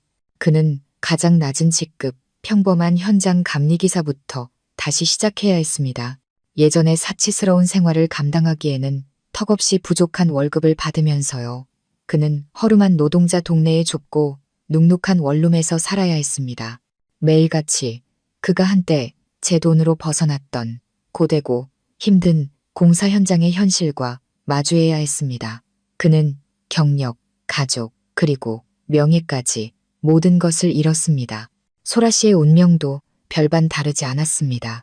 민준 씨와 이혼하고 집에서 쫓겨난 후 그녀는 유일한 버팀목을 잃었습니다. 처음에는 민혁 씨를 찾아가 어려움 속에서 함께 다시 시작하자고 매달렸습니다. 하지만 자신의 곤경과 굴욕에 빠져있던 민혁 씨는 더 이상 그녀를 돌아볼 여유가 없었습니다. 그는 그녀를 내쫓았고 심지어 모든 죄를 그녀에게 뒤집어 씌우며 소리쳤습니다. 다 너 때문이야. 네가 아니었다면 내 인생이 이 꼴이 되지는 않았을 거야. 당장 내 눈앞에서 꺼져. 돈과 비밀이라는 포장지가 사라지자 그들의 불륜 관계는 금세 증오와 책임 전가로 변질되었습니다. 소라 씨는 기댈 곳 없는 신세가 되었습니다. 부끄러워서 친정에도 돌아갈 수 없었죠. 그녀의 소문은 고향까지 퍼져 집안의 수치가 되었습니다. 그녀는 안정적인 직업도 없이 외모를 이용해 편하게 사는 데만 익숙했습니다. 빈손으로 시댁에서 쫓겨난 그녀는 생계를 위해 허드레시를 해야 했습니다. 젊고 아름답게 치장하고 쇼핑만 즐기던 사모님에서 허름한 식당의 종업원이 되어 주변 사람들의 손가락질과 곱지 않은 시선을 견뎌야 했습니다. 어떤 사람은 한밤중에 버스 정류장에서 홀로 서럽게 울고 있는 그녀를 보았다고 했습니다. 아주 비참해 보였다고요. 거짓과 끝없는 탐욕의 대가는 마침내 가장 공정한 방식으로 찾아왔습니다. 그들은 배신을 발판 삼아 거짓된 정상에 함께 올랐다가 다시 함께 굴욕의 진흙탕 밑바닥으로 떨어졌습니다. 그들을 사랑하고 믿었던 사람들까지 무너뜨리면서요. 그것이 바로 누구에게도 예외 없는 인생의 인과응보였습니다. 구독자 여러분, 두 배신자가 징벌의 쓴맛을 보기 시작하는 동안 저는 희열이나 원망에 빠져 있을 수 없었습니다. 저는 폭풍이 이제 막 시작되었을 뿐이라는 것을 알았기 때문입니다. 강민혁의 몰락은 단순히 한 개인의 몰락이 아니었습니다. 그것은 수백 명의 직원과 그 가족들의 미래가 걸린 회사 전체의 붕괴 위험을 동반했습니다. 저는 제 피와 땀, 그리고 수많은 사람들의 노력이 자격 없는 한 남자의 배신과 함께 묻히도록 내버려 둘 수 없었습니다. 이제 제가 어둠 속에서 나와 원래 내 것이었던 모든 것을 되찾을 시간이었습니다. 제가 회장으로서 경영권을 인수한 첫날 YM건설에 발을 들였을 때 저는 의심과 적대감이라는 거대한 벽에 부딪혔습니다. 민혁 씨의 스캔들은 걷잡을 수 없이 퍼져나갔습니다. 관리직부터 현장 인부들까지 그들은 지금까지 대표님 사모님으로만 알려졌던 저를 의심의 눈초리로 바라봤습니다. 그들은 제 등 뒤에서 수군거렸습니다. 제가 남편을 몰아낸 뒤 어떤 수단을 써서 회사를 차지한 운 좋은 여자일 뿐이라고 생각했죠. 그들은 부엌일만 하던 여자가 폭풍우 속에서 흔들리는 거대한 배를 이끌 수 있다고 믿지 않았습니다. 민혁 씨의 갑작스러운 퇴사로 인한 혼란은 회사를 실제적인 위기로 몰아넣었습니다. 직원들의 사기는 땅에 떨어졌고 많은 이들이 자신의 미래를 걱정하며 동요했습니다. 민혁 씨의 측근이었던 몇몇 핵심 인력들은 사표를 냈습니다. 파트너사들은 불안해하기 시작했습니다. 그들은 협력을 지속하기 위해서가 아니라 상황을 떠보고 계약 조건을 보장받기 위해 전화를 걸어왔습니다. 몇몇 까다로운 투자자들은 자금을 회수하고 프로젝트를 취소하겠다고 협박하기까지 했습니다. YM건설이라는 배는 정말로 침몰할 위기에 처해 있었습니다. 저는 이것이 제게 가장 큰 시험이라는 것을 알았습니다. 슬퍼하거나 원망할 시간이 없었습니다. 빠르고 단호하게 행동해야 했습니다. 제가 가장 먼저 한 일은 숙청이나 대규모 인사 개편이 아니었습니다. 회의였습니다. 회사의 두뇌이자 척추라고 할 수 있는 모든 부서장, 수석 엔지니어들과의 긴급 회의였죠. 저는 전문적이고 결단력 있는 모습에 검은색 정장을 입고 회의실에 들어섰습니다. 방안을 가득 채운 의심과 탐색의 눈빛들을 하나하나 마주했습니다. 저는 돌려 말하지 않았습니다. 공허한 말도 하지 않았습니다. 바로 본론으로 들어갔습니다. 알고 있습니다. 저는 시작했습니다. 제 목소리는 차분했지만 힘이 있었습니다. 여기 계신 모든 분들이 혼란스러워하고 있다는 것을요. 회사의 미래와 제 능력을 의심하고 계시겠죠. 충분히 이해합니다. 하지만 저는 오늘 사적인 이야기를 하러 온 것이 아닙니다. 일에 대해, 우리 모두의 미래에 대해 이야기하러 왔습니다. 저는 기술팀에 신호를 보냈습니다. 제 뒤에 대형 스크린에 상세한 기술 도면, 복잡한 3D, 설계 모델, 숫자로 가득한 구조 계산서들이 차례로 나타나기 시작했습니다. 그것은 회사의 명성을 만들어준 가장 까다로웠던 프로젝트들의 원본 설계 자료들이었습니다.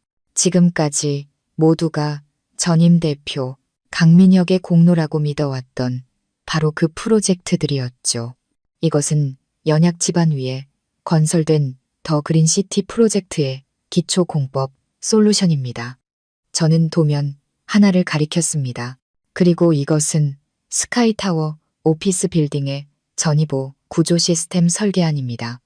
공간 효율을 극대화하고 비용을 절감한 획기적인 해결책이었죠. 이 모든 프로젝트, 이 모든 기술적 해결책들은 여러분도 아시다시피 모두 전임 대표 강민혁의 작품으로 알려져 있습니다. 저는 잠시 말을 멈춰 침묵과 놀란 눈빛이 회의실을 채우도록 했습니다. 그리고 아무도 예상하지 못했던 진실을 말했습니다. 하지만 밤을 새워가며 모든 숫자를 계산하고 가장 난해했던 구조 문제의 해답을 찾고 공간과 자재에 대한 혁신적인 아이디어를 제시한 사람은 그가 아니었습니다. 저는 리모컨 버튼을 눌렀습니다. 자유분방하지만 정확한 필체의 손 스케치들, 5년 전 날짜가 찍힌 원본 CAD 파일들이 화면에 나타났습니다. 그 모든 파일의 작성자, 오토올 안에는 오직 하나의 이름, 서유진만이 적혀 있었습니다. 바로 저였습니다. 회의실 전체가 술렁였습니다. 사람들은 저를 보았다가 스크린을 보았다가 자신의 눈을 믿을 수 없다는 표정이었습니다. 나이 많고 까다롭기로 소문난 설계팀장이 벌떡 일어났습니다. 그는 스크린 가까이 다가가 기술적인 세부 사항들을 꼼꼼히 살핀 뒤 저를 돌아보았습니다. 그의 눈빛은 의심에서 경악으로 그리고 마침내 존경으로 변해 있었습니다. 저는 이 엄청난 비밀을 단순히 제공을 내세우기 위해 밝힌 것이 아니었습니다. 부인할 수 없는 방식으로 저의 권력과 능력을 증명하기 위해서였습니다. 저는 그들에게 제가 돈만 아는 산모님이 아니라 진짜 실력을 갖춘 엔지니어라는 것을 보여주었습니다. 제가 뒤에 서 있었던 것은 능력이 없어서가 아니라 자격 없는 한 사람을 너무 믿었기 때문입니다. 제 목소리에는 씁쓸함이 묻어났지만 금세 단호함을 되찾았습니다. 하지만 오늘부터 저는 더 이상 뒤에 서 있지 않을 겁니다. 저는 진짜 리더로서 여러분 앞에 서겠습니다. 회사가 어렵다는 것을 압니다. 하지만 이 회사의 기반은 바로 제가 직접 세운 기술과 품질이라는 핵심 가치입니다. 그리고 저는 그 기반이 튼튼한 한 어떤 폭풍도 우리를 쓰러뜨릴 수 없다고 믿습니다. 여러분의 힘이 필요합니다. 우리는 함께 회사를 다시 일으킬 뿐만 아니라 새로운 차원으로 발전시켜 나갈 것입니다. 그날의 회의는 모든 것을 바꾸어 놓았습니다. 직원들의 눈에 있던 의심은 존경과 새로운 희망으로 바뀌었습니다. 그들은 항상 무시했던 가정주부가 사실은 회사 성공의 배후에 있는 진짜 영혼이자 두뇌였다는 것을 깨달았습니다. 그리고 저는 즉시 일에 착수했습니다. 사무실에 앉아 서류에 서명만 하는 것이 아니라 직접 공사 현장을 찾아갔습니다. 소매를 걷어붙이고 안전모를 쓴 채 엔지니어들과 기술적인 해결책에 대해 토론했습니다. 해안 리조트 프로젝트에서 집안 침하 사고가 발생했을 때 밤을 새워가며 모든 지질 자료를 재검토하고 대담하지만 매우 효과적인 새로운 기초 처리 방안을 제시하여 회사를 명백한 손실에서 구한 것도 바로 저였습니다. 저는 또한 동요하고 있던 파트너사들과의 미팅을 주도적으로 잡았습니다. 저는 가족사에 대해 변명하거나 설명하지 않았습니다. 오직 새로운 사업 계획, 비전, 그리고 제가 구상하고 있는 잠재적인 프로젝트들만을 테이블 위에 펼쳐 보였습니다. 전문성, 깊이 있는 지식, 그리고 날카로운 전략적 비전으로 저는 그들을 설득해냈고 심지어 더 가치 있는 새로운 계약들을 따내기까지 했습니다. 저의 지휘 아래 YM건설은 위기의 폭풍을 극복했을 뿐만 아니라 그 어느 때보다 강력하고 지속 가능한 성장의 여정을 시작했습니다. 저는 더 이상 누군가의 그림자로 사는 아내가 아니었습니다. 저는 재능 있는 여성 엔지니어, 강하고 결단력 있는 여성 사업가로서의 제 자신을 되찾았습니다. 저의 재기는 복수가 아니었습니다. 그것은 증명이었습니다. 한 여성의 가치는 배신이나 편협한 편견에 의해 결코 묻힐 수 없다는 증명. 그것은 그저 찬란하게 빛날 기회를 기다리고 있을 뿐이었습니다. 구독자 여러분, 시간이 흘러 끔찍했던 그 폭풍이 우리 가족을 덮친 지 2년이 지났습니다. 운명의 수레바퀴는 한 바퀴를 완전히 돌아 모든 것을 제자리로 돌려놓은 듯합니다.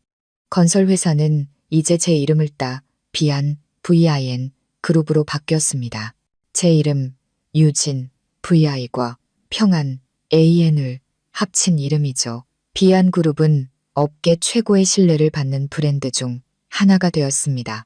제가 설계하고 건설한 건물들은 미적인 아름다움뿐만 아니라 뛰어난 품질, 지속 가능성, 그리고 혁신적인 기술력으로 인정받고 있습니다. 저는 더 이상 누군가의 그림자가 아닙니다. 제 재능과 끊임없는 노력으로 저만의 제국을 건설했습니다. 하지만 제 가장 큰 성공은 매출액이나 높은 건물이 아니라 그보다 더 중요한 것, 바로 가족을 다시 세운 것입니다. 진정한 의미의 가족, 서로 사랑하고 존중하며 의지하는 그런 가족 말입니다. 모든 사건이 지난 후 시어머니께서는 완전히 변하셨습니다. 더 이상 독단적이거나 꼬투리를 잡는 분이 아니셨습니다. 두 아들에 대한 충격은 어머니께서 사랑하고 사람을 보는 방식에 대한 자신의 실수를 깨닫게 했습니다. 어머니는 더 차분해지고 온화해지셨습니다.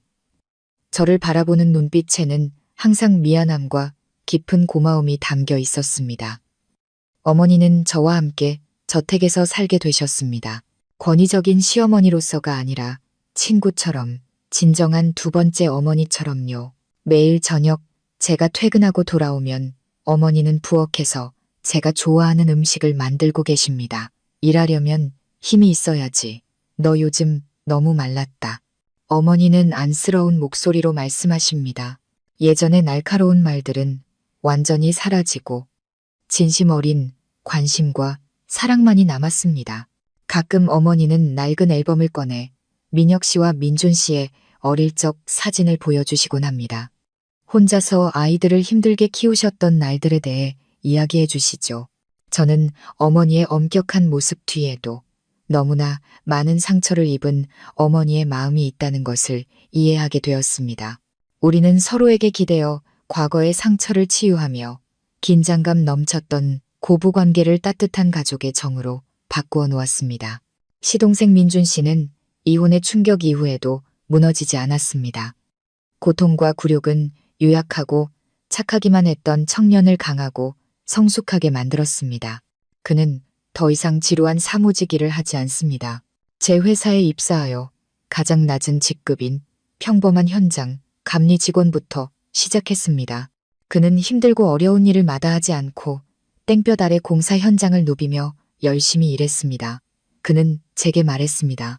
형수님, 이제 누구에게도 기대서 살고 싶지 않아요.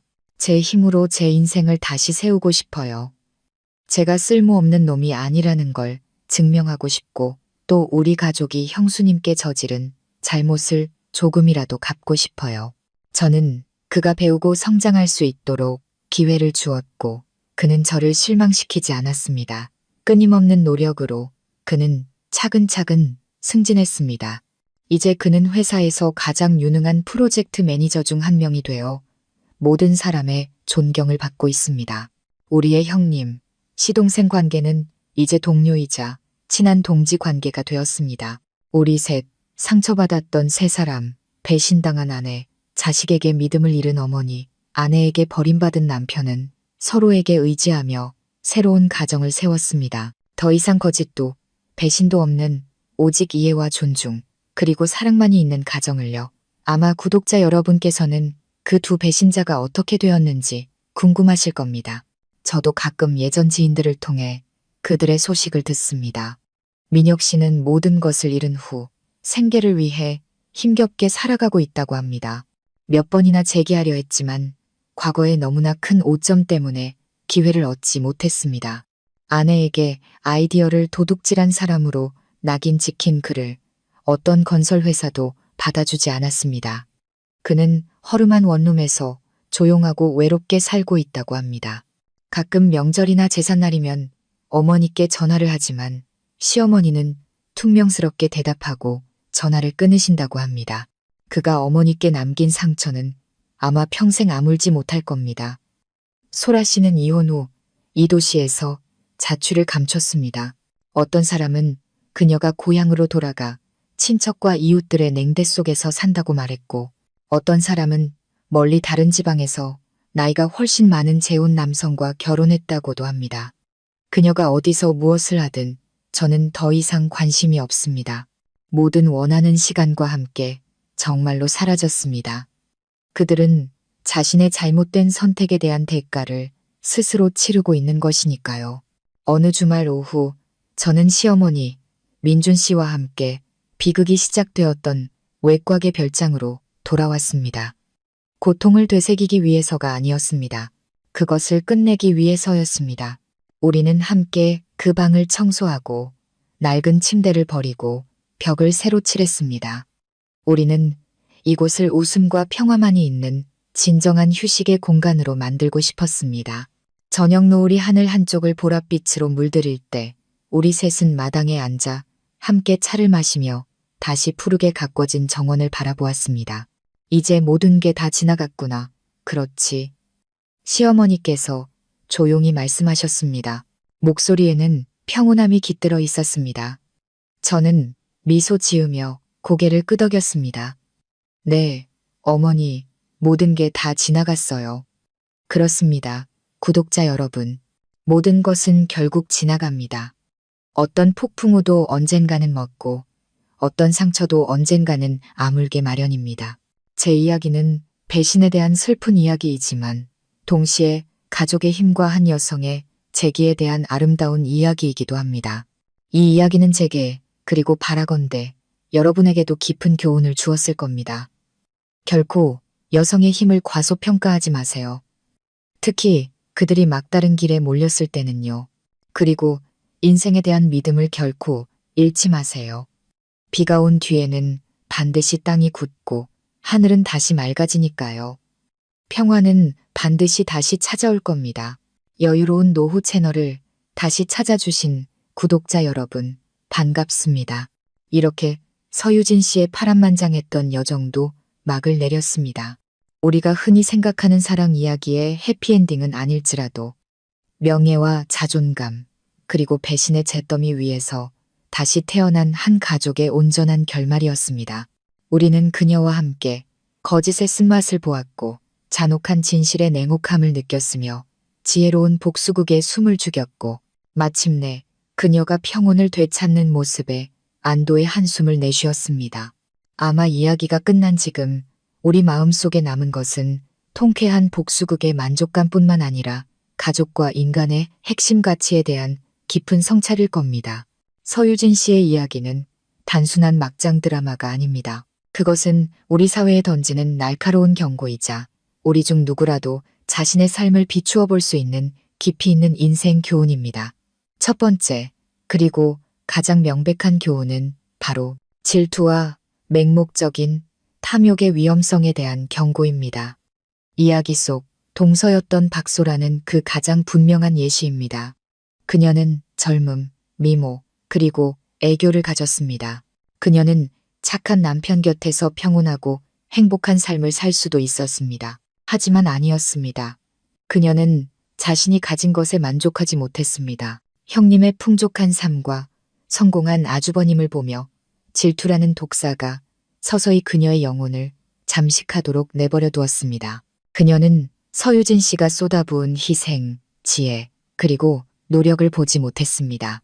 그녀는 오직 결과물, 즉 저택, 고급차, 사모님이라는 지위만을 보았습니다. 그리고 자신도 그럴 자격이 있으며 심지어 아주버님을 유혹하는 지름길, 죄악의 길을 통해서라도 그것을 얻어야 한다고 생각했습니다. 소라와 민혁의 추락은 우리 모두에게 경고를 보냅니다.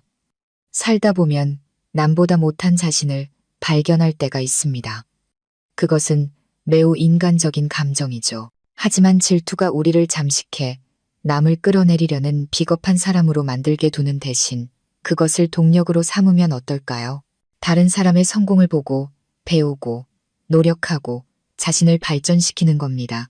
진정한 행복은 내 것이 아닌 것을 빼앗는 데서 오는 것이 아니라 스스로 자신의 가치를 쌓아 올리는 데서 옵니다. 그리고 기억하십시오.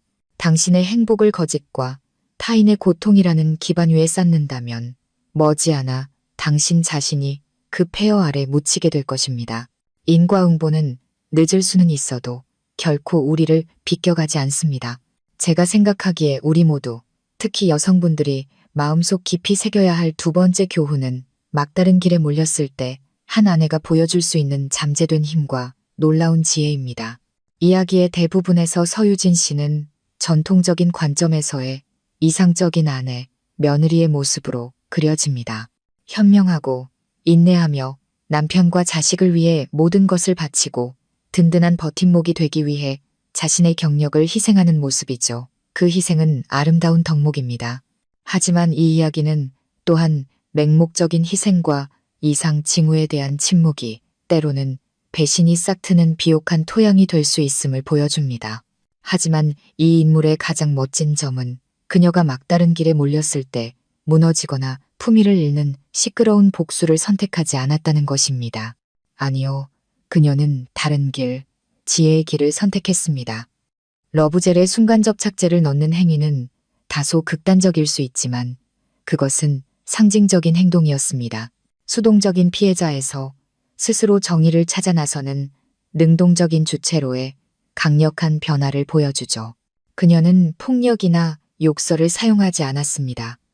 그녀는 그들의 거짓말 자체를 무기로 삼아 그들을 공격했습니다. 늑대들이 스스로 양의 탈을 벗도록 완벽한 덫을 놓은 것입니다. 이야기의 마지막, 서유진 씨의 제기는 더 큰 의미를 가집니다. 그녀는 복수에서 멈추지 않았습니다. 가정주부라는 그림자에서 벗어나 재능 있는 여성, 엔지니어, 결단력 있는 리더라는 자신의 진짜 모습으로 돌아왔습니다. 그녀는 한 여성의 가치가 누군가의 버팀목이 되느냐, 마느냐에 있는 것이 아니라 바로 그녀 자신의 능력, 지혜, 그리고 기계에 있음을 증명했습니다. 서유진 씨의 이야기는 강력한 선언입니다. 여성은 부드럽고 희생적일 수 있지만 결코 그들의 힘을 얕보아서는 안 됩니다. 사랑과 믿음이 짓밟혔을 때 그들은 그 누구보다 강하고 무서워질 수 있기 때문입니다.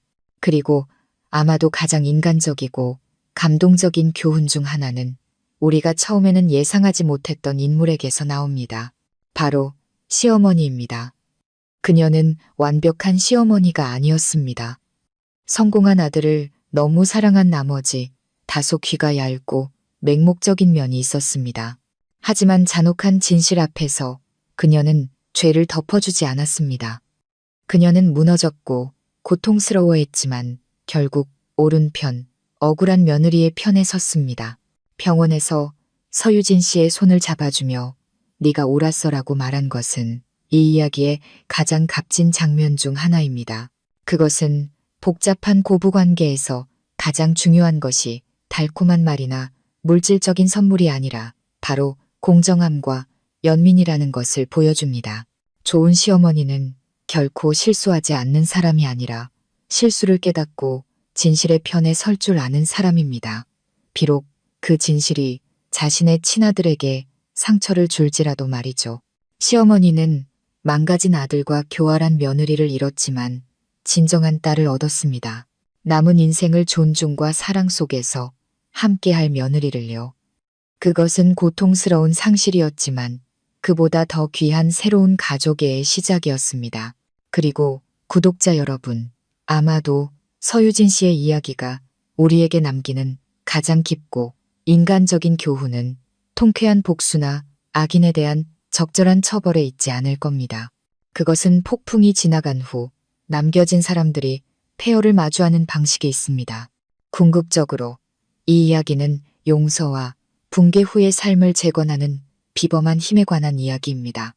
이야기의 결말은 끝없는 증오나 타인의 고통 위에서의 희열이 아닙니다. 악인은 대가를 치렀고 인과응보는 공정하게 실현되었습니다. 하지만 남겨진 사람들, 이 비극의 직간접적인 피해자들은 원망 속에 잠겨있기를 선택하지 않았습니다.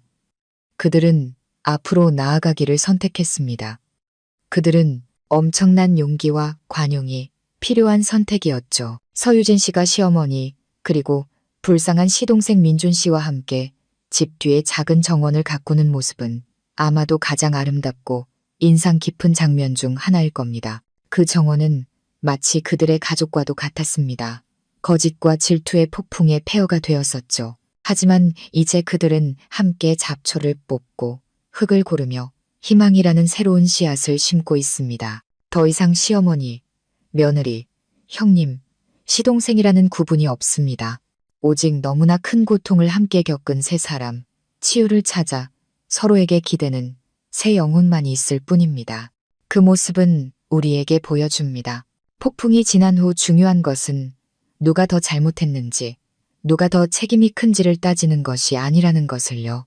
중요한 것은 어떻게 함께 상처를 치유하고 무고한 사람들이 다른 이의 잘못으로 계속 고통받지 않게 하는가입니다. 이 이야기 속 용서는 쉬운 망각이 아닙니다. 배신과 무고의 상처는 아마 서유진 씨의 마음속에서 영원히 사라지지 않을 겁니다. 그것은 믿음의 연약함과 인간 마음의 복잡함에 대한 경고로 남아있겠죠. 하지만 용서는 과거를 지우기 위함이 아닙니다. 용서는 무엇보다 자신의 영혼을 증오의 짐에서 해방시키기 위함입니다. 왜냐하면 원망은 결국 스스로 독약을 마시면서 다른 사람이 죽기를 바라는 것과 같기 때문입니다. 그것은 오직 우리 자신의 영혼을 안에서부터 갉아먹고 파괴할 뿐입니다. 서유진 씨는 그 동서가 용서받을 자격이 있어서가 아니라 바로 자기 자신이 평화를 누릴 자격이 있기 때문에 용서를 선택했습니다. 더 나아가 그녀의 용서는 숭고한 이타심의 행동이기도 했습니다. 용서는 민준 씨나 시어머니처럼 남겨진 무고한 사람들이 다시 시작할 기회, 그들이 저지르지 않은 죄의 그림자에서 벗어날 기회를 주기 위함이었습니다. 만약 유진 씨가 계속 원망에 잠겨 그들을 비난하고 닥달했다면 그것은 고통을 더 퍼뜨려 그들을 피해자에서 가해자로 만드는 것과 다름없었을 겁니다. 그녀의 선택은 자신뿐만 아니라 부서져가는 다른 영혼들까지 구원한 것입니다. 그리고 가장 중요하게 용서는 자기 자신이 앞으로 나아가고 삶에서 기쁨과 평화를 되찾을 힘을 주기 위함입니다. 우리 마음이 증오에 얽매여 있는 한 우리는 결코 마음을 열고 앞으로 다가올 좋은 것들을 받아들일 수 없기 때문입니다. 구독자 여러분, 서유진 씨의 이야기는 배신에 대한 비극이지만 결국에는 한 여성의 지혜, 기계, 그리고 관용에 대한 아름다운 찬가입니다. 그것은 우리에게 이 삶이 결코 단순하지 않으며 가장 가까운 관계 속에서도 우리가 예측할 수 없는 어두운 구석과 음모가 존재할 수 있음을 상기시킵니다. 배신은 언제 어디서든 찾아올 수 있고 우리를 무너뜨릴 수 있습니다. 하지만 그렇다고 해서 삶과 선의에 대한 믿음을 잃지 마십시오. 계속해서 선하고 진실되게 살아가되 냉철함, 이성, 그리고 용기를 갖추는 것을 잊지 마십시오. 온 마음으로 사랑하는 법을 배우되 이성으로 관찰하는 법도 배우십시오. 필요한 경계심은 감정을 막는 벽이 아니라 우리 행복의 정원을 해치기 전에 위험을 감지하게 도와주는 울타리입니다. 왜냐하면 당신이 떳떳하고 진실이 당신 편에 서 있을 때 어떤 더러운 음모도 당신을 파괴할 수 없기 때문입니다. 오늘 저의 이야기와 생각들을 들어주셔서 감사합니다. 만약 여러분께서도 이 깊은 인간적 가치에 공감하신다면 용서와 앞으로 나아가는 힘에 대한 교훈이 우리 삶을 더 좋고 성숙하게 만들 수 있다고 믿으신다면 부디 이 이야기를 널리 퍼뜨려 주십시오. 여유로운 노후 채널을 구독하고 좋아요를 누르며 이 영상을 친구들과 사랑하는 사람들에게 공유해 주십시오. 여러분의 모든 공유는 우리 사회를 더 친절하고 관용적이며 강한 공동체로 만드는데 기여하는 것입니다. 다시 한번 진심으로 감사드립니다. 사랑하는 분들과 함께 평안하고 행복한 저녁 되시기를 바랍니다.